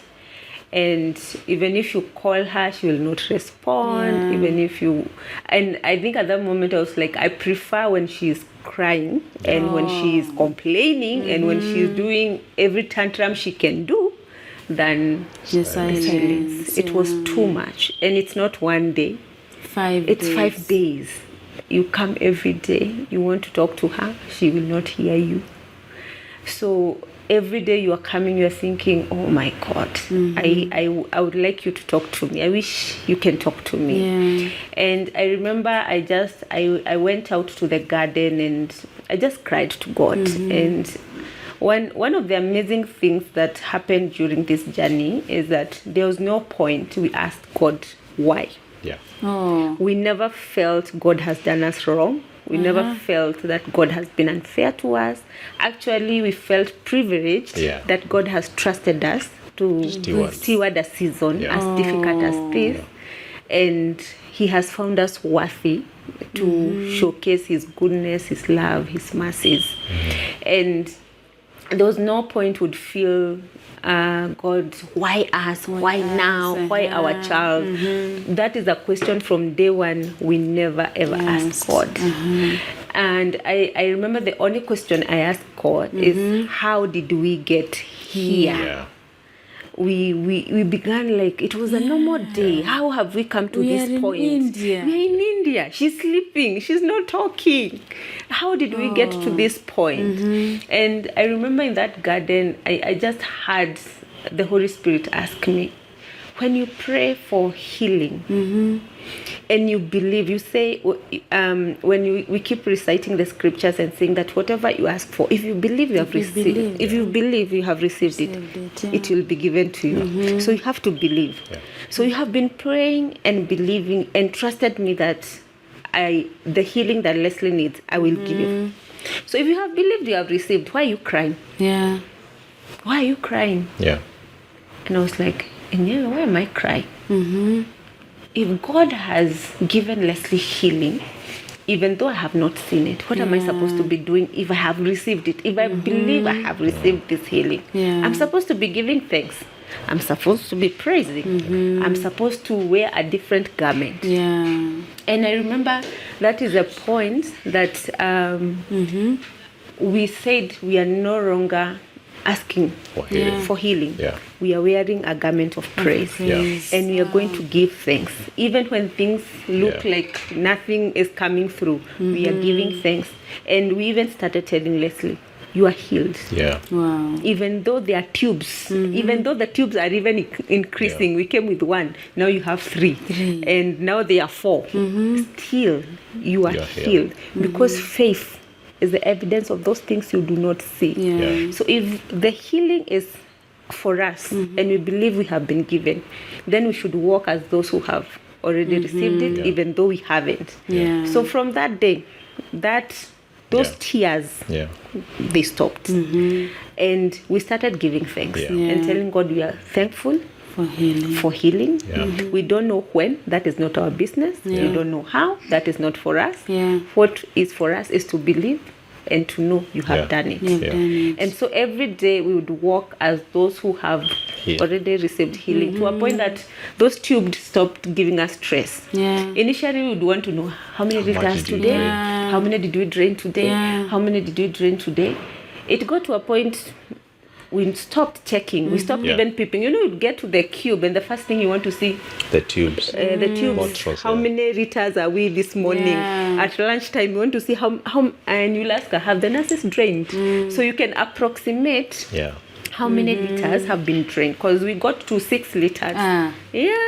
Per day. Per day in that small body, 6 liters. Even the doctor could not explain how she's giving out 6 liters.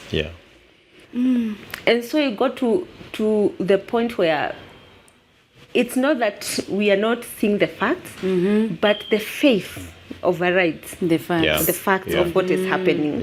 Such that you come in with joy. You do Bible study together, you pray together, break the bread together, and then you leave her when your heart is at peace, knowing God is in control of this situation, and He promised we'll break through this situation. We know we will, and we know He will do it. So every day was a day of speaking faith, of encouraging her. Sometimes, of course, she'll be feeling down because she's a child. She's missing her siblings. She wants to do the things a child does. You imagine being on a bed for 8 months. You're not walking, you're not playing. You sleep on your back, looking up every single one day. Position. One position every single day, single day.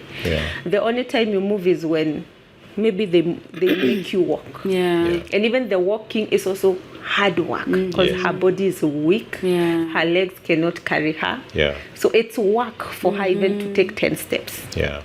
And to see her having the faith and even trusting God. Yeah. And I think it was that one point was saying the benefits of teaching your children the way of God Early enough. early when they are young. Because imagine we are in this situation and you're coming to tell Leslie God is good.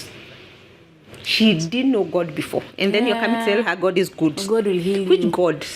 Very difficult. Which God are you talking about? Yeah. How can he be good? I'm sick. No, I can't move. I can't do the things I want to do. Yeah. Which God are you talking about? But because she had a seed in her, Yeah. she knew God. Yeah. At a young age, she has read stories from the Bible, and she has even seen in our family the goodness of God. Yeah. We have taught her to pray. We have been praying for things in the family. She knows. So even when she faces those difficult moments or low moments, there's just a way the Spirit of God is able to fan the Yeah. seed in her, and she'll bounce back. Yeah. She'll remember, or she'll just read a scripture and then she'll tell, this one is like me. Yeah. Yeah. So God will do this one for me too. Yeah. Or, I understand why this happened. Yeah. So you'll see she's able to pick lessons for herself and apply them in her situation. Yes. And that simple lesson is able to fan Yes. the flame in her, and when she was down, you'll find her joyous. Maybe in the morning she was not even talking. Yeah. When you come back in the afternoon, she's singing, dancing, and then she loves music. So she turned the atmosphere of the ICU to be her praise atmosphere. They had to accept it. Yes. She'll put volume. Ukiwa pale kwa mlango and you're coming into the ICU, you'll know Leslie is Yes, awake. Leslie. You can hear her music from there. Yeah. To the point where even when the doctor asks, what music does Leslie listen to? Gospel. They all know she listens to gospel music. And so she'd be there singing. To an extent, when she's not playing the songs, they'll come and ask her, no music today? Yeah. No dancing? You're not dancing? Dance. We want you to dance. Yeah. So she'll be there dancing. She would really challenge me because even though her legs cannot move, she will dance with her hands only. She will think. I saw a video of you dancing with her at some point. Yeah. She's just there moving her hands only, and you're like, this is challenging. That she's able to find praise in the midst of pain. of this difficult situation, and she is able to use what she has to still praise and be joyous. Yet, for most of us, when we're in the storm, we forget everything. We drop everything. We go under, and it takes the grace of God to bring us up back. Again. But she's there, she's dancing. She's praying for other people who she has heard or knows that are unwell. And I'm thinking, who does that? A 10-year-old child is praying and interceding for other people while herself, she's bedridden. She can't even do anything for herself. And it shows that the power of God is not limited to age. Yeah. Oh, yes. It's not limited to sizes. He can work through anybody so long as you're submitted to him. Yeah. Wow. Yeah, one of the episodes we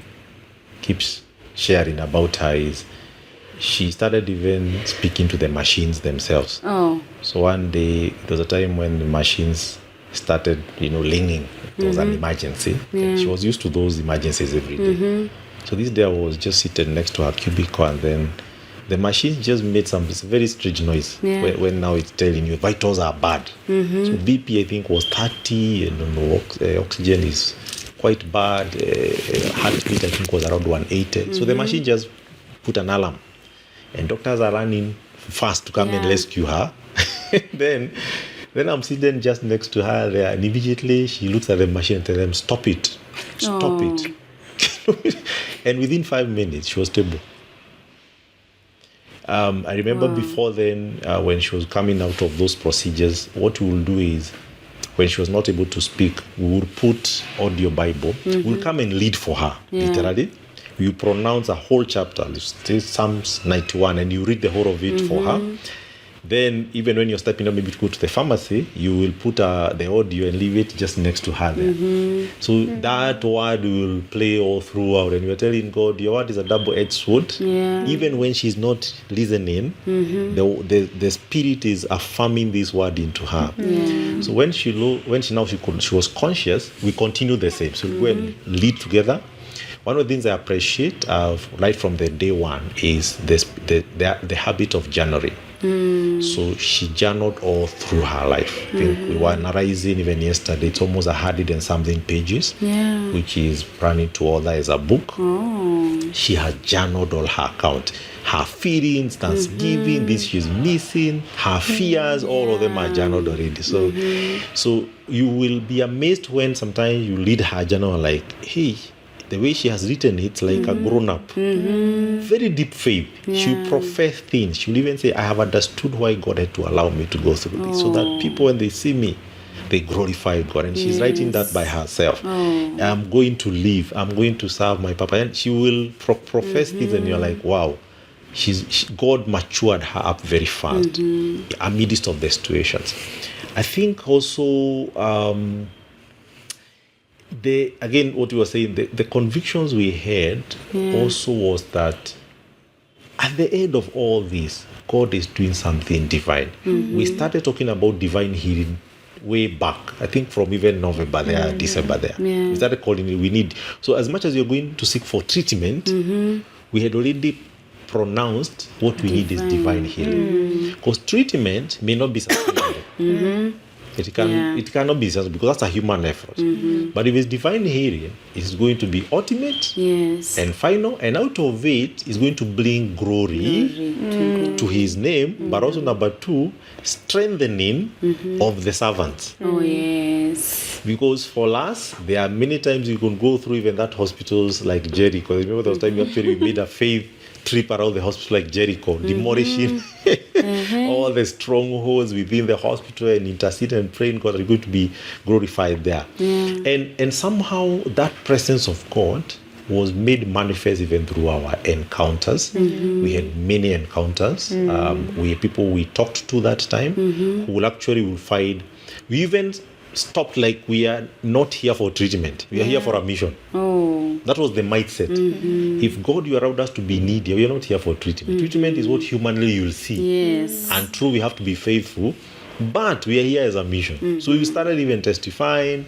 There are even some few churches we visited. There are a few other online Indian community teams that actually we started ministering to. Some youth network for Asians, actually we were speaking and we will share and encourage them to share the word of God. It became like a ministry now, and we are like, God, you didn't bring us just for treatment. We came here actually for mission work. And the moment we focused our mind away from the sickness, there's a burden that was lifted up. Before then, and especially when you're dealing with a condition that is not known, there was a lot of spiritual warfare around the why. What my warfare is. We never asked that question, why.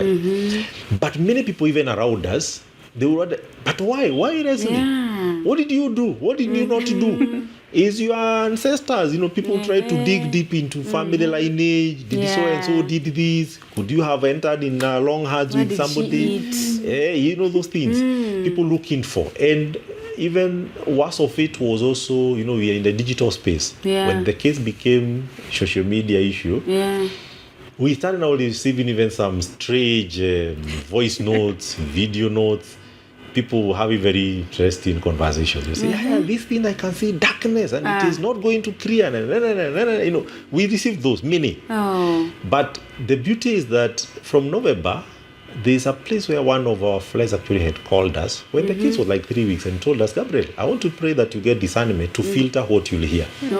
That helped us. Because the kind of things we had directly to our inboxes, people would call you, some would say, I'm in Tanzania, I've seen this case, God has told me this, those stories. We received so many. And the others tell you this condition, only one person, you need to go to somewhere who has your healing. We got all those. And it's not one, not two, not three, not four. Many. Some are inbox chats, others are voice notes. Somebody has done a voice note. So, but God kept us steady that we are not looking for help from somebody. We want to hear God's voice. So even as we were hearing this, we actually had one focus. As we just want to hear God alone. And any decision we made was that which we have heard from God. So that month of April and May is what we are calling like was a silence what you may call hope deferred, Yeah. dead silence. Like that moment when Jesus was crucified and said it's finished, and then silence. We don't know what next. This was the one we was thinking was the king. He's died. What next? Yeah. It was like that widow.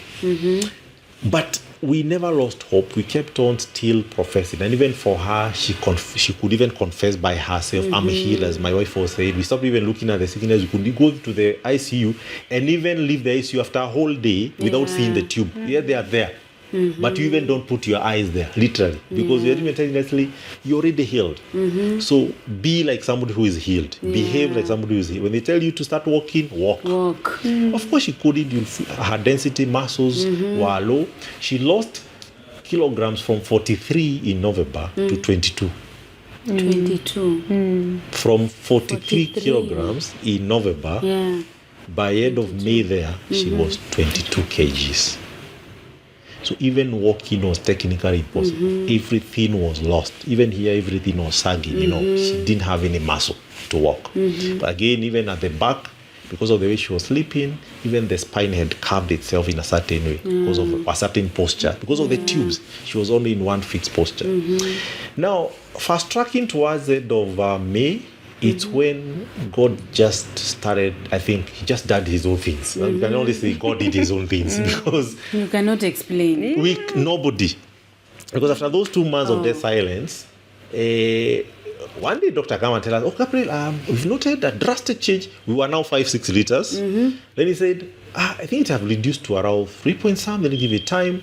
Then later he called us, told us we are at 1 point something. And within less than around a week, we were raging around less than half a liter. Then finally came and told us, the last 3 days, we've only corrected 50 ml, and last night, 20 ml. 20 ml is that spoon, the tablespoon. Yes. 20 ml. 6 liters to 20 ml within Let me around... see that for that 5 liter thing. Yes. From 6 liters. And nothing has happened now this time. Yeah, no nothing. procedure. Nothing. From 6 liters, it went zoom. So the doctor, first of all, they came and told us, now, okay, what we do? Let's feed her. Let's give her now, because now she was allowed now to eat with the mouth. Now you were told they eat all the fatty foods. If she want pizza, buy pizza. If she want KFC, so we started buying everything, flies, everything. And we actually literally bought. If you want a King's burger, buy. We started feeding her everything. And they were doing now an X-ray, ultrasound every day to still confirm, is it really that is nothing coming out? They do ultrasound, nothing. They drew the X-ray, nothing. So at one point, doctor told us, I have no reason to keep the tubes. I have no reason not to allow her to then, And that thing happened so far. That is end of May. Yes. Towards that last week of May. And by 14th of June, the doctor said, I have to discharge her medically. It happened so fast. Like 2 weeks after that thing happened, in fact, later it was very clear that even that reduction, it's like it stopped immediately, only that now the drainage, is what maybe they were collecting later. Yeah. But it's like stopped immediately because after that now everything dropped in a day, up to 20 mLs. And that was it. And from there on 14th of June, the doctor said, he came and wrote a discharge summary and said he himself confessed. Everything. And all the doctors confessed, even the ICU doctor, they told us this can only be mysterious. That was the confession even from the doctors. This is mysterious. To an extent, even when we were living there, every doctor, I think he's the only patient in the whole who he took all, it's like photography. Every doctor took photos. They would come as a gang of 20 doctors, whatever, taking photos with Leslie. Literally, she became a case study. And even in the ICU, when we were leaving the last day, when we were leaving the hospital, actually quite a number of them cried literally. Also the medics, they cried, and the nurses, they cried for Leslie. So you can't believe this. So it was such fast that when the healing happened, within the next 3 weeks, we were en route. We were coming back to Kenya. It was like you're on borrowed time now. Yes. Because things moved back to back. Within 2 weeks, that 14th discharge. Now, the only thing that held us now there, I didn't mention. Now, on the other side is, the procedures we did in March were quite intense. Each procedure was costing almost 1.5 to 1.8 million. One. She had to go through almost 12 procedures. And Remember, we were fundraising there before even when we came from Kenya. Yes.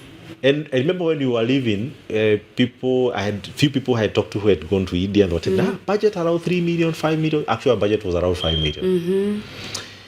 In the month of February and May alone, our budget short within just those 2 months. For the time, 3 weeks, the budget closed by almost 7 million. Oh. And remember, we hit almost around 16 million by end of April there. We were almost 16 million budget.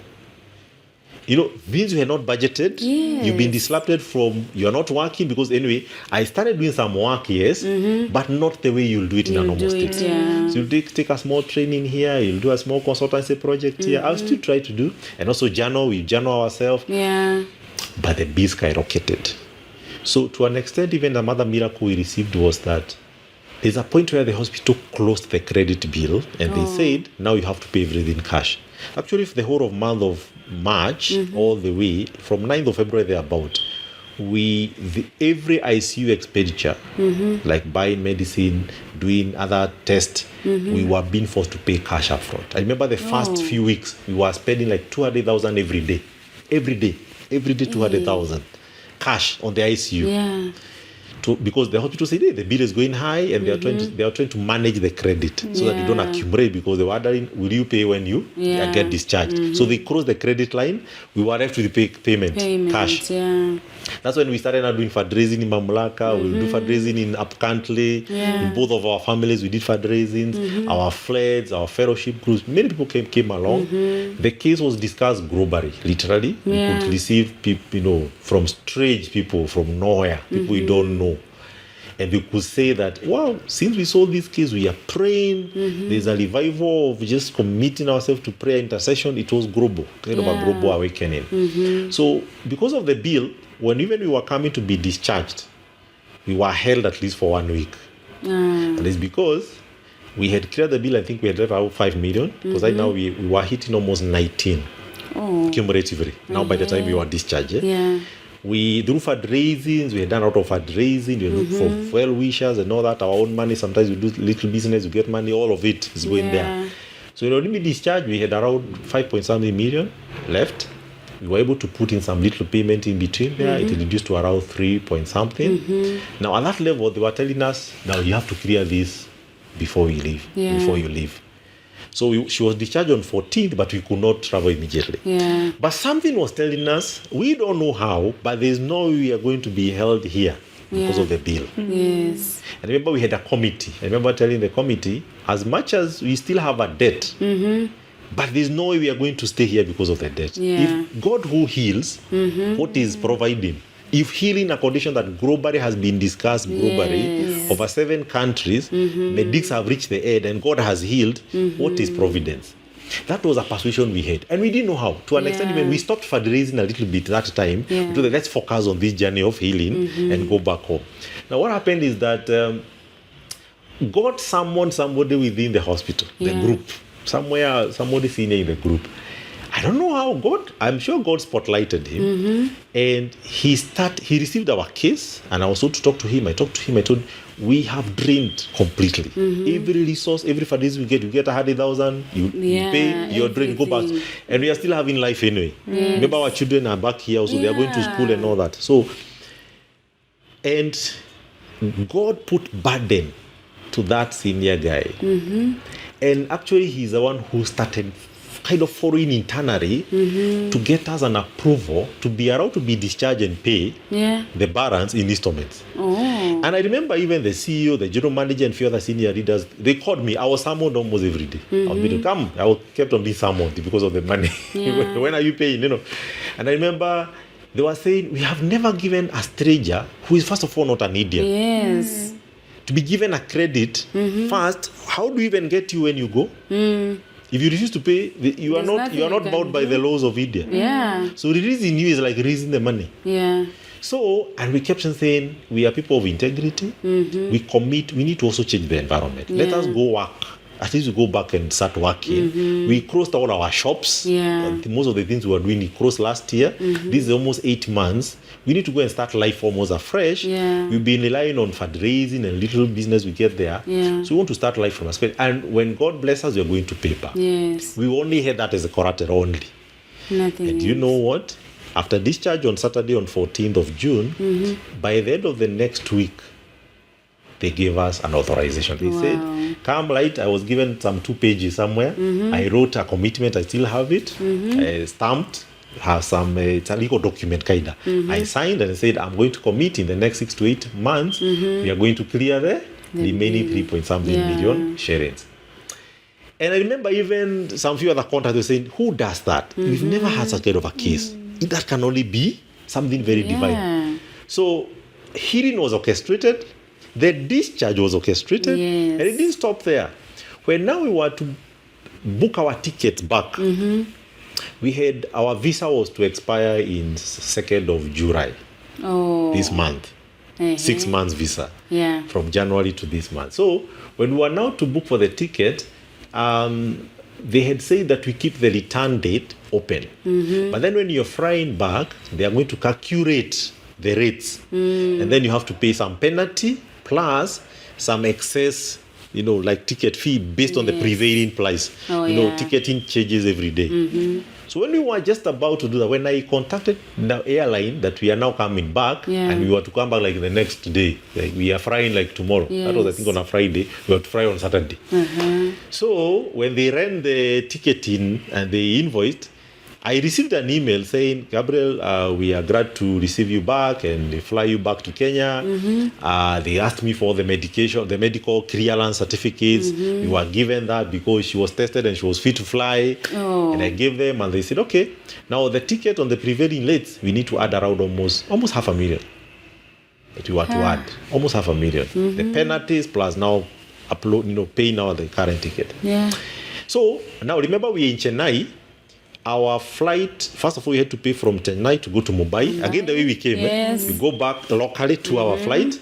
Then now from Mumbai, we take a direct flight to Nairobi. So we booked now from Chennai to go to Mumbai. That one we paid directly cash. When we were in the flight, I just received a call from the same flight who had contacted the airline when we were moving. And he had said that if you are not, the money does not clear, she will... From nowhere, I don't know how she's like in spirit. Is the time she's calling me, Gabriel, by the way, when are you coming back? How is Leslie? She had not known whether Leslie is already healed. When are you coming back? Let me know when you're coming back. I told her, by the way, we have already initiated the process of coming back. I've even contacted airline. They have even given me the ticket. Sorry, not the ticket, the invoice, the amount, how much to pay. But I have not paid. We have decided, let's go first of all, go to Mumbai. We look for a hotel in Mumbai. We hang around. We look for a way getting to Kenya when we're in Mumbai. Because that's where we have direct flight. So that's what we did. So we booked the ticket from Chennai to Mumbai. So when I landed in Mumbai, what I first received on WhatsApp was tickets. Remember when we were leaving Chennai, I'd already been told I need to pay around 450,000, almost $500,000. And actually we didn't have that money. We didn't have that money. So we had said we'll go to Mumbai, we'll sort ourselves when we are there. Only to see tickets sent. Then the lady telling me, Gabriel, I actually talked to the CEO. And I reminded them. And they have agreed to waive. What? That $500,000 was waived. We didn't pay that fee. The one, now to move from Mumbai, coming back to Kenya, apart from what we had paid in when we were going, the return ticket. I was like, what is this? I mean, God. This kind of, and God had to put some spotlight throughout the journey to point to us that I am still in charge. Follow me. Obey me. Focus on more growing deep in me, not necessarily the condition. I want to take a story backwards that something happened. In August last year, we had started already envisioning how the 2025 will look like. It's a very interesting event because when you want to understand the situation, look at what happens before. Something, and I know my wife had the prophetic revelation aloud that we are getting into a season of surplus. That's a prophetic pronouncement. A season of surplus. For me, I had envisioned something I was calling DIL. We are going to grow deeper, and deeper is deeper in God, deeper in relationships. This D. I was impact, more impact, serve God and serve big, and L was attitude. We are going to go grow boy and have grow boy impact. That was around August. Life was normal that time. Then we summarized it into, we are going to, there's punchline for last was 2025, the year of serving big and enjoy surplus. Hey. That was August. Yes, last year. Literally, do you know November is awaiting? September, November, you're Yes. going to be in the ICU. Yes. till 2025. And so when you look at it, where is surplus here? Yeah. You're talking about 19 million has dipped. Money you didn't have. Money you didn't have. Why is this surplus?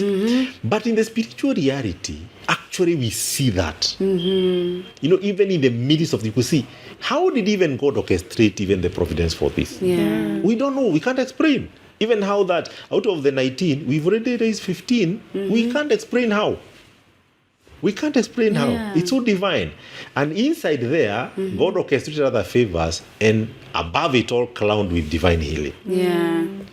So we ended up seeing God is like, you helped us achieve the same conviction we conceived had. in August. Yes. Is being fulfilled, not in our way. Yes. Yes, we thought we were going to do more business. And And, money. you know, and now we ended up now even that aspect of serving big, very interesting that God opened doors for us to, of course, connect with people there. Some you know, ministries, some churches. Yeah. And you know, you visit a church like that and you feel persuasion like, I want to do mission here. To an extent, even when we came later, actually, we were saying, God had to allow us to have the 6 months window to repay the bill, Yeah. not because of the bill, to maintain the contact to the mission field. And that's purely very prophetic. Yeah. To help us keep, because there's a tendency when God does for you something, you forget it. Yes. So it was easy for us, if we got healed and we clear all the bill and come back to here, we forget India immediately. But God had to make sure He remind us, I want you to remember there's something I need to do. Wow. In India. So to an extent, by convictions again, we are believing God to go for a mission in India Amen. before very long, hopefully around November there. But we actually believe in God. If God study the convictions we have, Yeah. we are going to organize a mission trip back to India. Wow. Because we know when we were there, God allowed us also to be of blessings to other people there. Just sharing the word of God only. And we could see how people are being edified. And, you know, it's like God had ordained you for that. Yeah. And we told God, it's like you are ushering us and wheeling us. It's like that kahwirwid. You had to spotlight us from here, Kenya. We found ourselves on India from nowhere. Yes. But it was for a reason. As I say, all things work for good. Yeah, We started they looking do. now, we've seen there are also open doors, if you are not selfish, for mission in India. Yeah. And our eyes and focus became now that. We are focusing, what can we do in India as a mission? Yeah. Our daughter is healed. She's a story to be told across the whole world. She's an encouragement. During her treatment, many people have come even to be deep in Yes. prayer, intercession. In the church, there's never been a case where people have prayed, Yes. have pleaded with God. Children in Sunday school and all over kept on saying, you know, you're praying. They will even bother their parents because of Leslie. Yeah. In her school, in the family, in the community, and our wider network of friends. We could receive some anonymous, you know, scripts from people from even out of the country saying, we're in a WhatsApp group. We don't even know you guys, but we've had a girl called Leslie. We are praying for you. I'm like, we don't even know this. Wow. Yeah. So you have seen God had to orchestrate this. And as my wife said, one thing I remember that happened last year was we were asking, can God trust you to steward a season? Wow. And we felt this was not us trusting God. God reversed it. God had trusted us to steward this moment. And when the moment we elevated that conviction, there's a way in which we were never seeing this in the physical. Then there's another very strong thing, God's sovereignty. I do what I will. Yes. That was so hard in us that at a point we stopped even wrestling with God in terms of healing. And you're telling God, you know what? You are sovereign God. Wow. This child is not our child. Can God? The child belongs to who? The child belongs to God. We are custodians. Yeah. We are stewards. So at the end of the day, the child belongs to you. So it's your child. So if you orchestrate this to be able to have your will fulfilled, let there be. Let it be. Wow. So there's a way we surrendered our will to God in His own sovereignty, but also started pleading, appropriating by faith Yes. what is our heritage in the kingdom. Now, because we are believers, Yes. we are sons and daughters of the Most High. What is that we need to claim? So it is stopped now from where we say we are praying towards winning. We are journeying and fighting from winning, not towards winning. Towards winning. We are not praying for healing. The healing is already there. Yeah. We are appropriating it. Those were conversations even from February they are about. Yeah. We said we are not praying for healing. Oh. We can only pray maybe for the manifestation of the healing, but not for healing. Healing is already done. So that's the heritage of the children and the sons and daughters of God. So that's how the journey has been. Wow. It was tough. When we came back, people came to the airport. We couldn't believe when we were I like saw the one. photo of you at the airport. Yes. And is it Pauline? No, I saw it on social media. Someone Yes. sent me, and I'm here forwarding people. Yes. Who is Leslie? You will know. And even in church, we're all standing. We actually Yes. just no one told us to stand. Yes, it was a very emotional moment even for us. We couldn't believe. Actually, I think it hit us that really we are coming back. Yeah. When we were 1 hour before landing, I myself I couldn't hold my tears. Oh. Tears just started flowing out of joy. I mean, where have we been? You know, that you look like, was it a dream? Oh. Was it what like a was hallucination? Was this real? You know, almost you pinch yourself. Am I real? Am I in reality or I'm in a dream? You know, it was such a weird experience. And when we came and saw, especially seeing our younger ones and our family, airport was full of tears. We could not hold our tears. We could only just pray and tell God, thank you. If you really found it, that this is worth for us to go through the journey, may it be.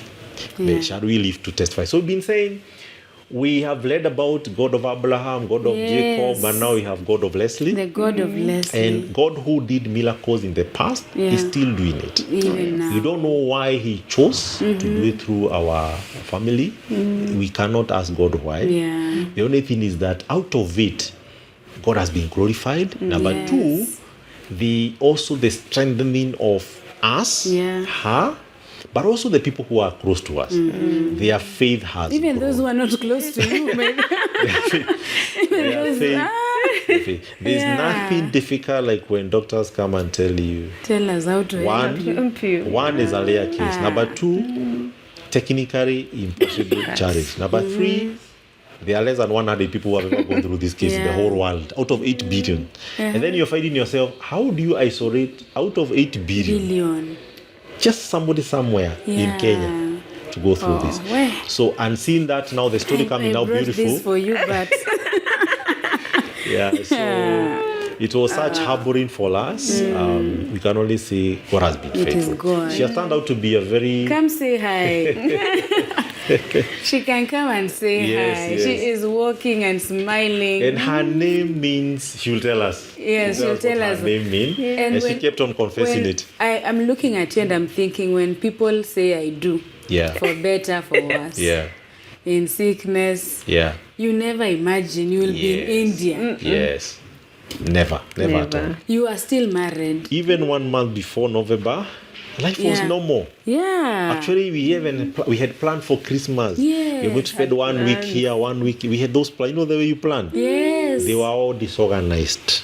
Oh. All disorganized in one sweep. Wow. So even that adjusting to the reality it is happening was very quite hard. Welcome, Leslie. Thank you for coming. Oh, and she's beautiful. Yes, she is. Wow. Thank you for coming. Tell us what your name means. My name means a holy garden. The Holy God. Garden. Holy garden. The? Holy garden. A holy garden. A garden that is holy. Wow. This is a testimony. We love you, Leslie, and we know that you're a testimony. God has very big plans and great plans for your life. And thank you so much for coming. Wow, strong girl. Wow, I'm just looking at the way everyone is smiling. Wow. What do you want to tell the people who will be watching this on YouTube? I want to say that for me, this has been a long journey, which I'm grateful for how far has brought me. Wow. Amen. He is faithful. Amen. Right. Wow. Thank you for giving the glory to God. Amen. Yes. Oh. There's nowhere you can say Yeah. all account it's your strength Yeah. or it's because you had faith. Yes. It has nothing to do with us. It's It's all God. about him. It's It's Yes. just about him. Yeah. Yeah. And as you said about the sovereignty of God, like you said, we had plans. Yeah. But he says we make our plans, but his will Yeah. prevails at the Yeah. end. It's his will that stands. Yeah. And so when you understand how sovereign God is, you stop feeling shaken Yeah. when things don't turn out as The way you'd you want. Yeah. And especially when you know that you're walking within his will, Yeah. your heart knows he's stewarding me towards the season that he Yes. wants me to be in. And as we always say, if he gets you into it, he'll get you out of Out it. of it. Yeah. Yeah, you just need to lean in Yeah. and submit and trust him and know Yeah. he's faithful. Wow. Yeah. Amen. So she will be journaling a book Yes, soon. we are looking forward to your book. She keeps saying she's a display of God's splendor. Wow. Her life will display God's majesty, His power. Amen. Amen. She loves dancing. I know on Sunday. What do you want to invite people on Sunday for? Giving. Yeah, on Sunday she have a Thanksgiving just to give thanks to God and testify Wow. and dance for God. Eh? Yeah. Yeah. Have we cleared the bill? Not yet. As I said, we still have around 3 million. Yes, around 3.4 million, which we were given 6 months to clear. Okay. It's only that we took a pause this season just to celebrate the victory of Celebrate. healing. Yeah. But we actually even planning to have a charity walk in October, Okay. which will do like little fertilizing to clear the remaining bill. Yeah. So we shall, because she want to participate in that walk. Oh, So yeah. we are giving it time for her to stabilize fully. She's adding weight. Currently, how many kgs? 29. Yes. From 22 to 29 with less than a month. She has Wow. added 7 kg in less than a month.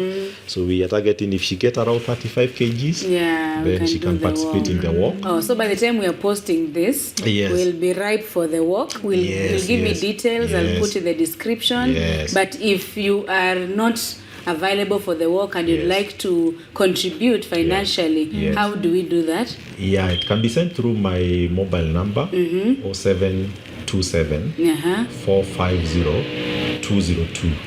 0727 450 202. It will read Gabriel Nyamu. Gabriel will just put it on the screen Yeah. for anyone who'd like to contribute and be part of this celebration because it is a testimony celebration of what God has done.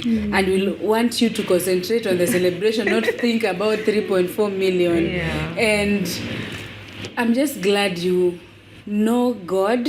You knew him before you got married. This would have broken a marriage. Sure. Yeah. Very true. easily. If toothpaste can break a marriage, Yeah. this would That is have true. broken a family. So we pray that the Lord will continue strengthening you and using you for his glory together with the other two. Yeah. To God be the glory. I have no other words. To God be the glory. Amen. Wow. Thank you so much for watching. Thank you for supporting. Thank you for praying. If you are in a situation where you're praying for healing, may this show be a reminder that Jehovah Rapha is still healing. Even when doctors say there is nothing else we can do, even when it's impossible, He is God. So thank you for watching. We'll see you on the next one. Read the comments and the description of this video for any other detail, the contacts you need, any question that you have. We will give you all the details that you need, even for the walk. Please, for the walk. Yes, thank you so much for coming. And Thank I you for forgot to your time. mention, she's Yes. actually, because of the experience, she's registered in a foundation Oh, yeah? called Le Foundation to be helping other children Yeah. who happen to go through such Wow. very rare conditions globally. and also support missions. Wow. So we believe in God. Hopefully in that October she'll be launching like a foundation. The foundation as well. Yes, allowed her name. Wow. Once it's done, whichever year you watch this, we'll be just adding information in the description about the foundation, how you can take part even in the missions. Yes. And yeah, to God be the glory. Thank you so much. Okay, say bye. Wow.